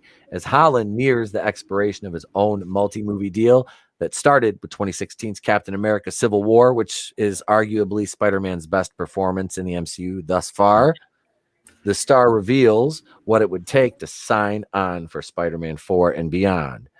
We haven't got long filming now, and it's quite sad because this is the end of my contract after this film's up, Holland told GQ about No Way Home, his third Spider-Man standalone and his sixth Marvel movie. I really don't know what the future holds, so I am just savoring every moment as it could potentially be the last. Holland doesn't have another contract yet, he said, and said that he's always had his 6-movie contract as a safety net. We can stop there for a moment and kind of go ahead and give me your thoughts on it, guys. Go right ahead. I don't want John Watts to direct Fantastic Four. No, that terrifies me. Thank you. Especially with them changing MJ and everything, that means Johnny Storm is definitely going to be changed again. Oh. Probably going to be Jonah Storm. She is not my MJ. You know, I like Zendaya, but that is not MJ, dude. Nope. That's not MJ. Yeah, Zendaya is great. Yeah, she is. She's good in the role too. I like how she plays it kind of dorky and kind of aloof. But don't call her Mary Jane if she's MJ if she's not Mary Jane. And Mary Jane once again get rid of redheads. Yeah. Yeah. Ginger side. Yep, it is the ginger. It's a great ginger side. That's what it is, man. I'm telling you. No, really though, like Zendaya is an amazing, beautiful, talented, like did a lot of her own rope work, as I said in The Greatest Showman, in her scenes with Zac Efron. She's fucking great. Like I look forward to seeing her in Dune, which is a movie that's kind of like gotten forgot, you know. I was like so anxious for that movie to come out, but anyway, back to Spider-Man. Yeah, it terrifies me to see John Watts. Well, my thing is this. On Fantastic Four. My thing is I don't really mind Tom Holland as Spider-Man. Is he the best? Is he the worst? No, okay, but he enjoys it. He's having fun. He's got a passion for it. What can I don't mind Zendaya. I like Michael Keaton as Falcon. I mean, I like all the elements, Vulture. But it's the soup I don't like. Okay, I don't like it all together. Far From Home was so bad. Yeah, Homecoming, it wasn't bad, but it was flat. Who do you blame for that? I blame John Watts. Yeah. Yeah, they focused a lot on the wrong things in Far From Home. Like that movie to me was just beyond repair. Jake Gyllenhaal was good as Mysterio. Yeah. You know, don't get that twisted. He was great as Mysterio, but the movie overall was just like, did we really need a Ned and Betty Brant? You know, it was just a lot of the stuff was just cringy. Like Flash sucks, but he's not enough to ruin the movie. You know? No, he's terrible. He's just like a little dweeb. I mean, basically, Flash is supposed to be like a bully. You know, this guy's like the kid that would like talk trash to you from behind his keyboard, and that's it. He's an internet troll. Yeah, that's basically what he is. You know, like, I mean, that's how I was laughing. I was like, Tom Holland's Peter Parker can rip the shit out of Flash without his powers, I think. Mm-hmm. You know, it's just it's my only gripes with the movies is that he's basically Iron Boy or Junior. Yeah, that's basically what he is, and now everyone knows he's Spider-Man. Mm-hmm. Yep. Yeah. Thanks, Jonah. Dick. I just say, yeah, dick. Well, it's because of Mysterio. I'm glad they got J.K. Simmons back though to be him. Oh, absolutely. J.K. Simmons is. Mm-hmm. And he's gone. What happened? I hit the wrong button. I was so hoping it was your computer. I was going to rip on you. No, StreamYard's been screwing up, and my green screen has been cutting out like halfway through a stream. Like right now, my screen is just black. They sold it. Come on, StreamYard. No, I got OBS, and Culture Casino is going to give me a tutorial on how to use OBS over StreamYard. Sweet. So I won't have that problem anymore. So yeah. We're gonna get together on that this weekend. So now I'm off camera for the rest of the show, unless I want to come on just in front of my actual literal green screen, which I'll spare you that image. I'm much prettier with a fake image behind me. But no. So yeah, I'm terrified of John Watts taking over Fantastic Four. Tom Holland, like I said, he's he's a good kid. That's the thing, is like Tony, like you said, he enjoys playing the role. That's you want to see that, because that comes through in the performance, that you're enjoying it, you're enjoying the experience. When he's young, he's what. And I heard my oh God, my girl, her review of his movie, what was it, Cherry? So And it was just I got copyright claimed on my intro for the morning show yesterday, and I was like, I wonder if it was YouTube's bullying thing because I have Grace Randolph in my intro. But no, it was because I used the song "A Beautiful Morning" by the Rascals. I'm like, I don't give a shit. I'm like, I'm not. Oh yeah, dude, songs, man, they go after you. I use "Sound of Madness" by Shinedown on Monday nights. Wednesday, I use "Natural Born Killers" and Gangster Nation by West Side Connection. And then Friday, I do the Avengers song, but I do it myself, so they can't get me for that. Yeah. They can't get me for doing it in gimmick. But let's get back to this article here. It says, this is Tom Holland speaking. He said, I would never need to worry, as next year I always had another Spider-Man, but not anymore. I'm just looking at my phone, waiting for it to ring with a new contract, Holland said. On the chance he's signed for more Spider-Man without his knowledge, he famously found out he won the role on Instagram. Holland quipped, yes, maybe I'm already signed up for Spider-Man 4, 5, 6, 7, 8, 9, 10 without even knowing it. Well, he's what, like 25? Something like it. So, I mean, he still looks like he's young, though. Yeah, he's got the potential to be like, and I don't want to draw this conclusion or conclusion. Words are hard. Comparison lightly. But to be like the MCU's kind of like Wolverine in a different role. Hugh Jackman was Wolverine for what, 18 years? Yeah. Yeah. I mean, Tom Holland's like 23, 24. Right. And he's already been playing the role for 5 years. So, and it would be nice to see Superman grow up in the role. Or Spider-Man grow up in the role. Yeah. I like him. I think he needs to work on his Spider-Man. Yeah. I think he plays a decent Peter Parker, but really Andrew Garfield's Spider-Man was one of the, like, his quibs and his quickness. Yeah. He was pretty good at, I think Tom Holland needs a little more of that quibby, sarcastic Spider-Man to be to play the role a lot better. But I definitely, the kid loves the role. He loves being Spider-Man, and that's important to me too. Mm-hmm. Absolutely. That's, you don't want to end up with a Island of Dr. Moreau type performance with actor who doesn't want to be there, hates the other actors. Yeah. Is a piece of shit to work with. Mm-hmm. Marlon Brando and Val Kilmer were on that movie. But yeah, damn, Tom Holland, and I don't dislike him. I dislike the direction of the character. It's not his fault. Holding him back to a certain extent, just because he's not their character. Like if they own the movie rights to Spider-Man, he would be front and center. And he wouldn't be as dependent on a Tony Stark or a Doctor Strange or Happy Hope. That's why they're doing that. I know, but they shouldn't have brought him in then. Yeah. It's probably, you remember, I was just thinking when he was talking about the contract, it feels like they were just in that contract dispute with Sony. Yep. Where we weren't sure if we were going to get these movies. So yep. It's probably their way of kind of playing hardball with Sony, like not making him shine as much. And then I'm sure he moves plenty of merchandise, but you could always move more.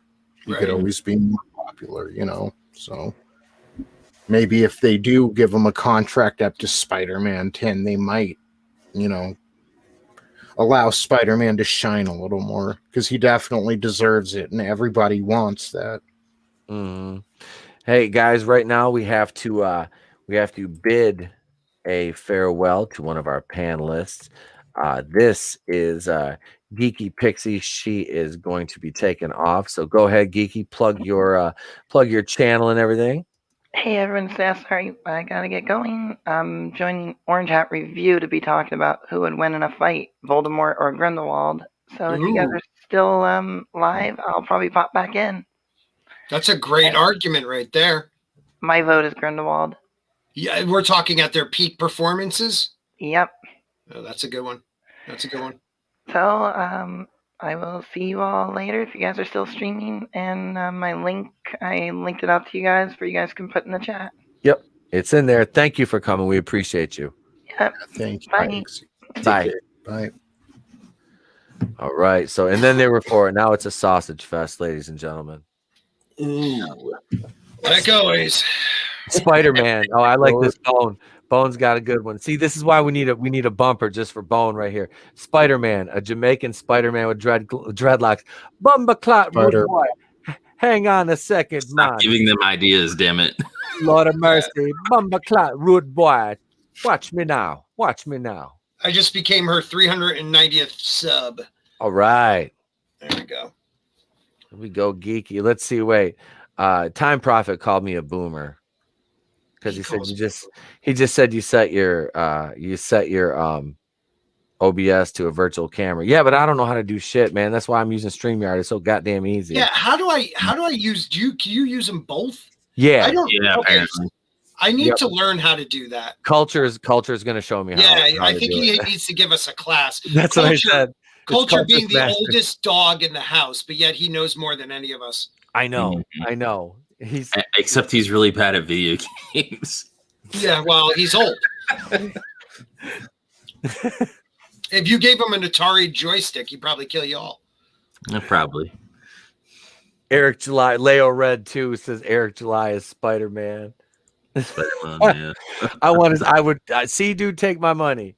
Hey, what's that, Tony? Go ahead. No, I was like that. I would not mind that. No, fuck no. Leo Red, man, I got it. You're getting what color sticker do you want? Do you want the I think let me see here what we got. Because your memes were fucking great. Let's see. You got a silver or a black with some diamond it's like a black or gold tint to it. Place to be review sticker. So just let me know which one you want. You can DM me on Twitter or just let me know here in the chat. And I will I'll get that shipped out to you, sir, for your memes. We still got one left, so you tag me or Tony or both of us on Twitter with the hashtag meme of the let's see Friday night meme of the night. So just say Fandom Menace Friday night. Fuck it, just TB2BR. Hashtag TB2BR at me and Tony Tone Deaf, and we still got one of those place to be reviewed stickers left to give away. Yeah, so do that. Send us memes, and we'll send you a free fucking sticker. How about that? How about that? Next, I'll be. I don't know what else. I'll have to look for something else to give away here. I was like, oh, I knew I had those. I feel those. I just mailed Gaming Vulture out his. He got a sticker and a trading card. One of my Pete Daddy Dollar trading cards. So yeah, I think he needed to prop up a table leg because he asked for like 20 of them. That's what I do with them. I just shove them under table legs and shit like that. Because they have no monetary value. I gave them away to the kids at school. I was signing autographs at lunch one day. I was like, this feels like back in the day. This is kind of fun. Signing autographs and shit. Let's wrap up this article over here, though. Holland said he would absolutely return for more Spider-Man, saying that he is 100% on board to continue playing Peter Parker for as long as Marvel and Sony will have him. Asked if he might have any renegotiation clauses, Holland asked, "We'd need to keep the same core team. The director, John Watts, is as much Spider-Man as I am. Zendaya and Jacob Batalon. Zendaya and Batalon play the FOS, Friends of Spider-Man, playing Michelle MJ Jones." See, she's not MJ. She's not. and Ned Leeds, respectively. The trio appear in the first look photos from the anticipated sequel to 2017 Spider-Man Homecoming and 2019 Spider-Man Far From Funny. After the threequel tackling Peter Parker's identity crisis, Holland hopes to re-enlist for more Spider-Man and Avengers sequels and whatever else may come for the MCU. I'm very lucky that I look young and can continue to play this 17-year-old web slinger. Motherfucker, we don't need you to be 17. You can play your age. And I will do that for as long as they will have me. Holland recently told the USA Today, if they want me to make 10 Spider-Man movies, you better believe I will be there. And you know what? Some people might knock him for that, but I applaud it. That is commitment to the gimmick right there. And I appreciate that. Leo Red, I'm looking right now, and I'll share it as soon as I look. You know, as much as he loves the role, it's like always got to be on his mind. He's like half in between Disney and Sony, and it could end anytime. Like, that's just constant. He probably goes to bed at night, some nights thinking of that, because he has friends over at Marvel Studios, and if they pull him away and put him in the Venomverse, or it's not that he has an issue with Tom Hardy, but it's family over there. So, yep. I want to see him cross over with Venom. I really do.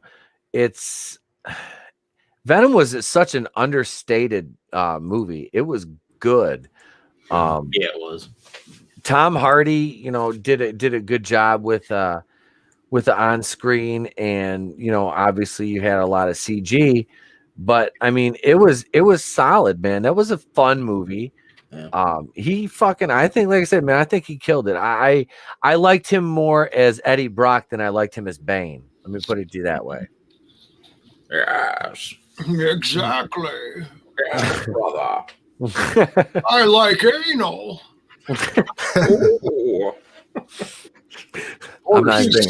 Bane was terrible. Just the voice, it took me so out of it. It's like, no, you must sacrifice yourself. Like, what? No. You sound like that? I was like, I didn't think it was supposed to be Sean Connery. Exactly. It's like Sean Connery gets jacked on the Bane juice. Voice put me in the mood with the bad guy. It's like, today's your day to die, Trebek. He just sounds like, kind of like Jarvis. I don't know. I don't know. It's weird. I just, Tom Holland, like I said before, he puts in the effort. He wants to be Spider-Man. He really fought for that role. Will Sony give, I think if Sony was smart, they would take a less percentage and give more of the rights, not full rights, but more of the rights to use the character to Marvel, because that smaller percentage will probably make a lot more money for them in the long run if Marvel kills it with a Spider-Man movie, because Sony's been doing all right, but it's because Kevin Feige's in the background helping them. Yep. And I don't know enough about this director. All I know is that I don't think he's the right fit. We'll just say that. Not for Fantastic Four. Not even for Spider-Man. No, neither. Yeah. I'm looking up his IMDb right now. I think for Fantastic Four, we really need Rian Johnson. He knows how to make, characters come back from a long absence and, really get you stoked to see him again. Rian Johnson? Really? Rian Johnson? Hello, man. Hello, man, babies. Look, you heard my trilogy was coming back and you were all pissing yourselves on Twitter, weren't you? Yep, that's right. Old Moonface is back. So you better grab your buckets because I know you're all pissing yourselves. Get your diapers ready because big old Rajai is bringing the trilogy home. Fantastic. It's great. Fantastic. Oh, shit. I don't know. I would I can't. Like if given the choice, because I liked the first Ant-Man and I liked Ant-Man and the Wasp. Yeah. I'd like to see what Peyton Reed could do with the Spider-Man movie. Yeah. Just because it's on the more common. I don't know if I'd want him for Fantastic Four, but for a Spider-Man movie where he's in high school, I think he would do a better job than John Watts has been doing. Mm-hmm. I think you're onto something there, honestly. It's it's like a square peg in a round hole with him, with this franchise. It really is. He's 30. John Watts is 30, almost 40 years old. He'll be 40 this year. His credits are The Old Man, which is a mini series, one episode that's in post-production. Peter's, you know what? Fuck this. I'll just screen share it. Here's John Watts' IMDb. Bust this over. Here we go. So you can see right here. This is his IMDb. Oh, wait a minute. He's definitely doing Fantastic Four. Yeah. Oh, shit. I wasn't paying attention. Oh, yeah, that's in pre. Are you effing kidding me? No, that's in pre. I'm sorry. I just got to say, because we brought her up the other night talking about Cobra Kai, and I was going to say then is Tori Ryan Johnson's daughter or something. I mean, she's pretty, but look at her head. Yep. Oh, no. Don't say it. She does. She's Ryan Johnson. She's Ryan Johnson's kid. Is she really? I'm gonna make a Tori. I'm gonna make a Tori fucking animated GIF with a clown wig on her. Do you really know if she is? No, I don't know. She looks like you it. made it sound like it. Holy crap. She looks like it, doesn't she? Isn't it? Throw a goatee on her, and who does she look like? Shit, that big ass noggin. She does. She does have a big head. I'm not feel gonna bad. Like, hopefully, she was a C-section. Oh shit! Oh my god, that was great. Hey, scroll down a little on this thing. I want to see what else this guy's been on. Yeah, the Onion Network. Yeah. Wow. The Onion Sports Dome. He was directed a Death Cab for Cutie music video, I take it. Oh yeah, and the Fat Boy Slim. Fat Boy Slim. Hey, yeah. Jewish Santa is coming. I think they're referring to Hanukkah Harry. Let's see, Clown, the Spinto Band. What is Clay Pride being Clay in America? That's in 2001. Boy, were they foreshadowing. Oh my god. But yeah, so that's his entire. How does he get this massive franchise? Like, okay. Harvey Weinstein's casting couch. Yeah, right. Homecoming was okay. Far From Home, not as much. Yeah. I don't know.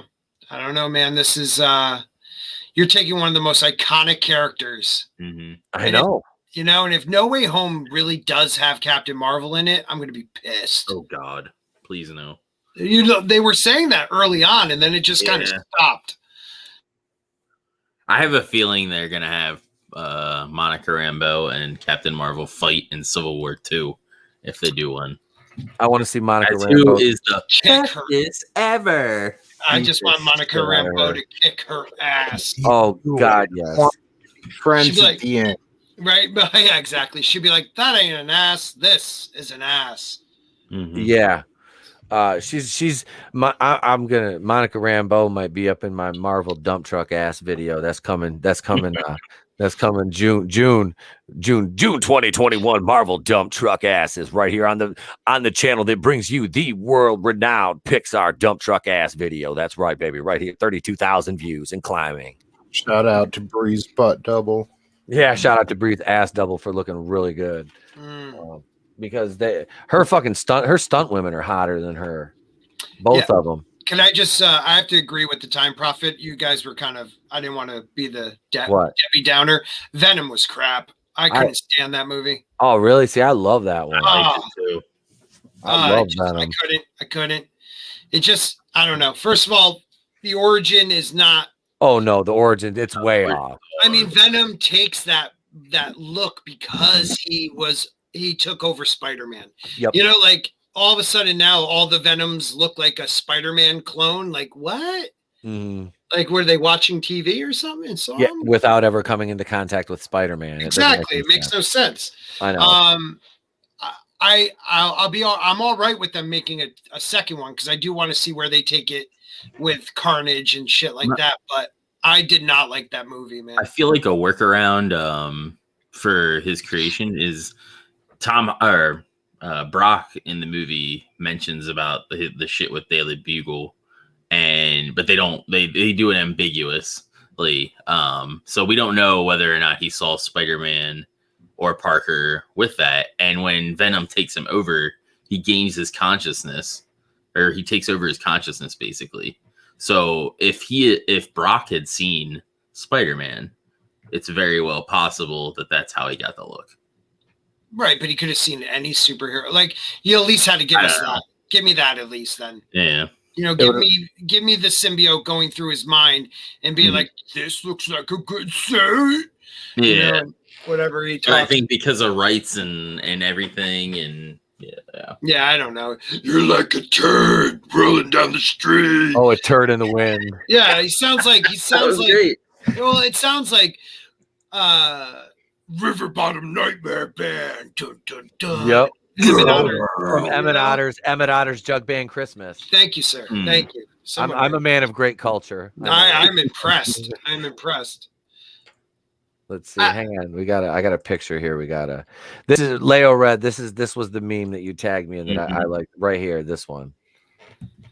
I like this. This was my favorite right here because fuck that fucking frog and her goddamn eggs. That was such a waste of a episode in such a short season. I know.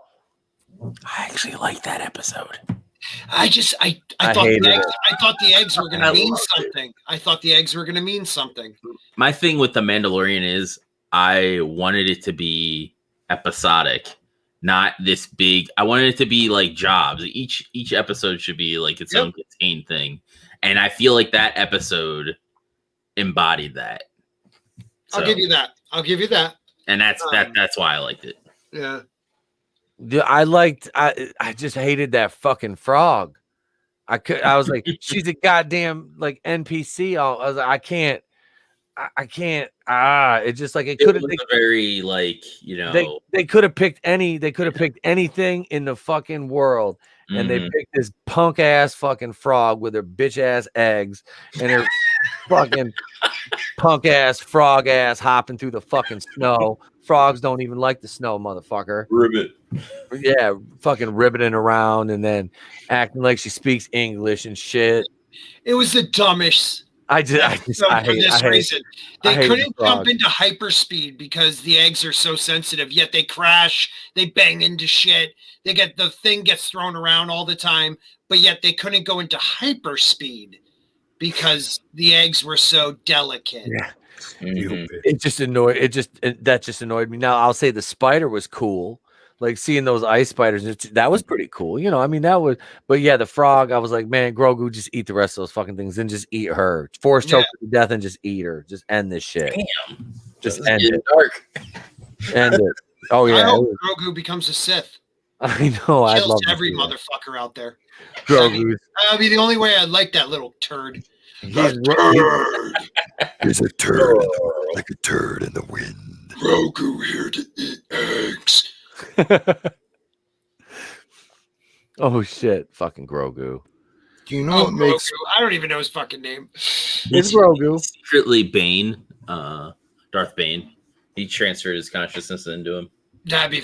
I'll take it. When he was sitting on the rock, it was actually a Sith rock. That would be dope. Nice. Palpatine's all up in him.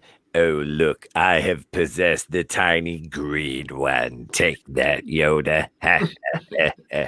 Everything is proceeding as I had planned. He goes, this is way better than climbing inside my granddaughter. That just sounds bad even when I think it. I was going to put all the Sith deep inside her. Yeah, I put all of the Sith in my granddaughter. I was going to go real bad. Let's be honest, Ray. This isn't the first time today one of us has put 9 inches into the other one's rib cage, is it? Goddamn.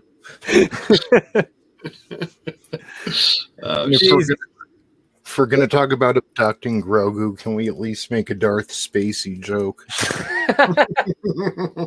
Somebody make a Darth Spacey meme. Yeah. Somebody make a Darth Spacey. And just like that, I disappear with him. Like that. That would have been cool. Leo Red with the xenomorphs, because it technically would be possible now, considering Fortnite is the nexus of everything. Of everything. And xenomorphs just got introduced into Fortnite, so it would work. Here you go. I'm still confused. Fortnite is canon. Yeah, basically Marvel's universe basically is canon, the comic universe, and basically they introduced all the Marvel heroes, and freaking Fortnite is literally like the epicenter of everything that is canon. So everything like can get transported there, and when you get transported there, they like start forgetting like stuff, so they don't remember. So like if they go back to their real world, they basically would forget that Fortnite is a thing. Why did we have to start basically tied together? Why? It's like we've been in a surreal reality for the past 5 years, and I blame the fucking particle collider. Mm-hmm. In my America, Fortnite doesn't fucking exist. Yeah, but now it's the nexus of everything, which means you could see Marvel characters in Star Wars or Star Wars characters in Marvel. Fortnite is my gay son. You know, the thing I hate. Thanks, Pop. Jeez. Oh, Jesus, help me. You're not monetized, are you? Not yet. You're lucky then. It's all right. We're good. Hey, ladies and gents, Sporky News has got to take off. Let me put him on solo. Go ahead and do your thing, brother. Look at this camera. Ooh, look at that. Easy. I got to look at myself. I'm not even looking at the camera. I'm looking at myself. Yeah. I got to start putting stuff in other areas because my other camera was like this big because it was a fucking laptop and a Chromebook piece of shit. I'm sorry. Let's stop. So anyways, yeah, Sporky News Podcast got a new computer, got a new upgrade, got a new, look at this thing. Wait a minute. Hold on. It glows colors, different colors. Oh, shit. I don't even know how to use it yet. It clicks real loud. I'm so confused.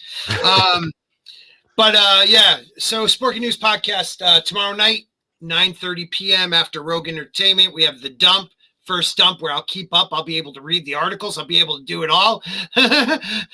Fuck you, Culture Casino. Sorry.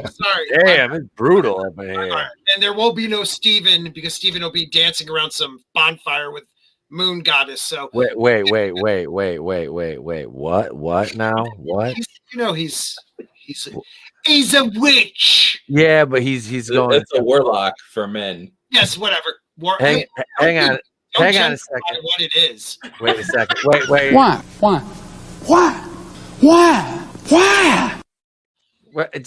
Are you fucking high? Not today.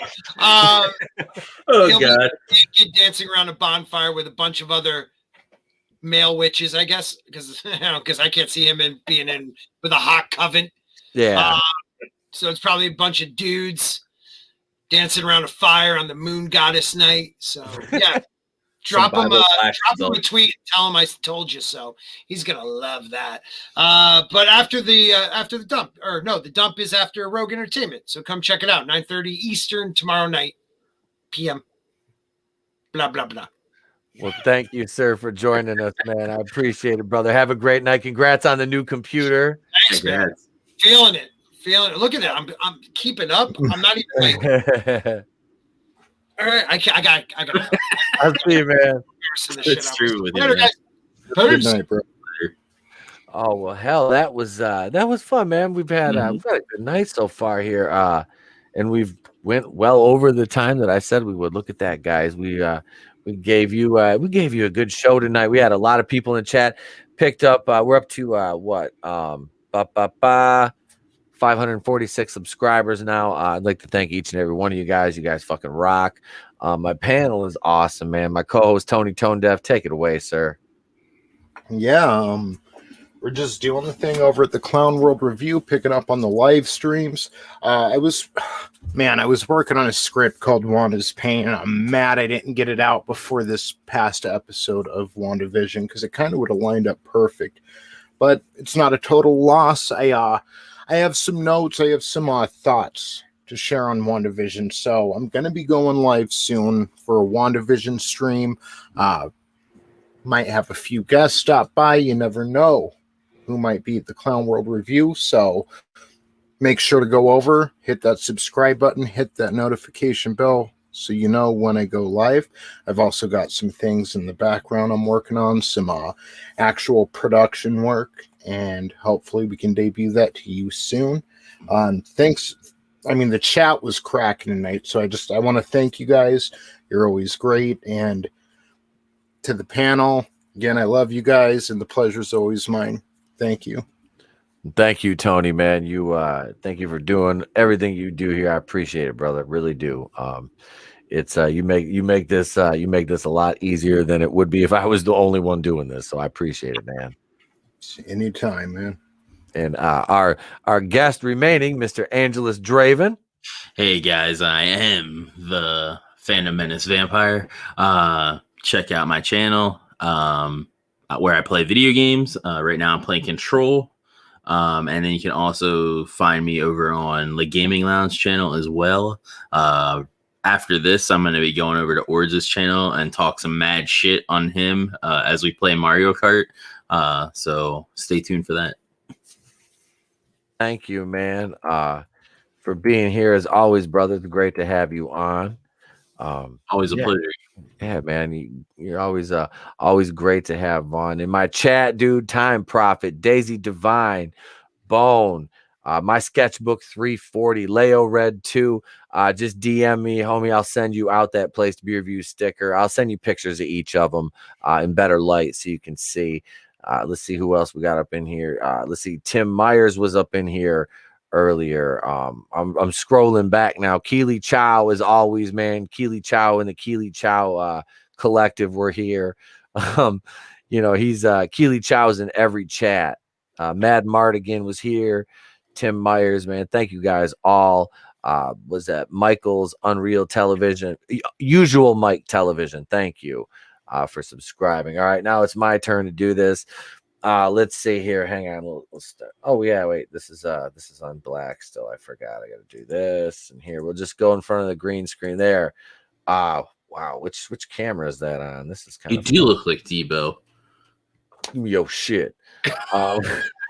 Yo shit. I don't even know why it's on that camera. There we go. Let's see. There we go. All right. So Etepo Queen's Place to Be reviews. You guys are awesome. I do appreciate all of you being here. Really, I do. So what have I got going on? I have a review of Superman and Lois that Enter the Unfamiliar and I did. We recorded it. I just have to edit it and upload it. Right now, it's like 40 minutes of raw footage. So as soon as we're done here on the air, I'm going to get to work on that. WandaVision review for episode 8 is recorded. I might go back and add some post-production stuff to it. I need to edit it up. That'll be out tomorrow as well. I will be back Monday with the Batwoman episode 6 review, Vomit Bag in Tow, and also Walking Dead. You'll have episode 11. What episode is it? No, episode 17. Episode 17, season 10, episode 17 review and Batwoman review will be out on Monday. Then you'll have episode 141 of the podcast Monday night. Tuesday, you'll probably get a regular video. I'll be on TR4 over on Under the Unfamiliar's channel Tuesday night at 6:30 Eastern. Wednesday, you'll get a Prodigal Son review if there's an episode Tuesday night. And then Wednesday night, I will be taking the night off from the Going Rogue show here on the channel. I will be on Mary Mayhem's channel Wednesday night over there. So Thursday, you can catch me on the morning show, 9:30, 9 a.m. Eastern until 10:30. And then Friday, I will be over on Lorena Creole's lunch table with Lorena. Looking forward to that with a little sit-down hour interview with her. And I've streamed with her a couple times. She's great. And then Fandom Menace Friday Night Live that night. And then the next day, the series finale review of WandaVision. That is what I've got going on. I'm busy. I appreciate you guys all being here.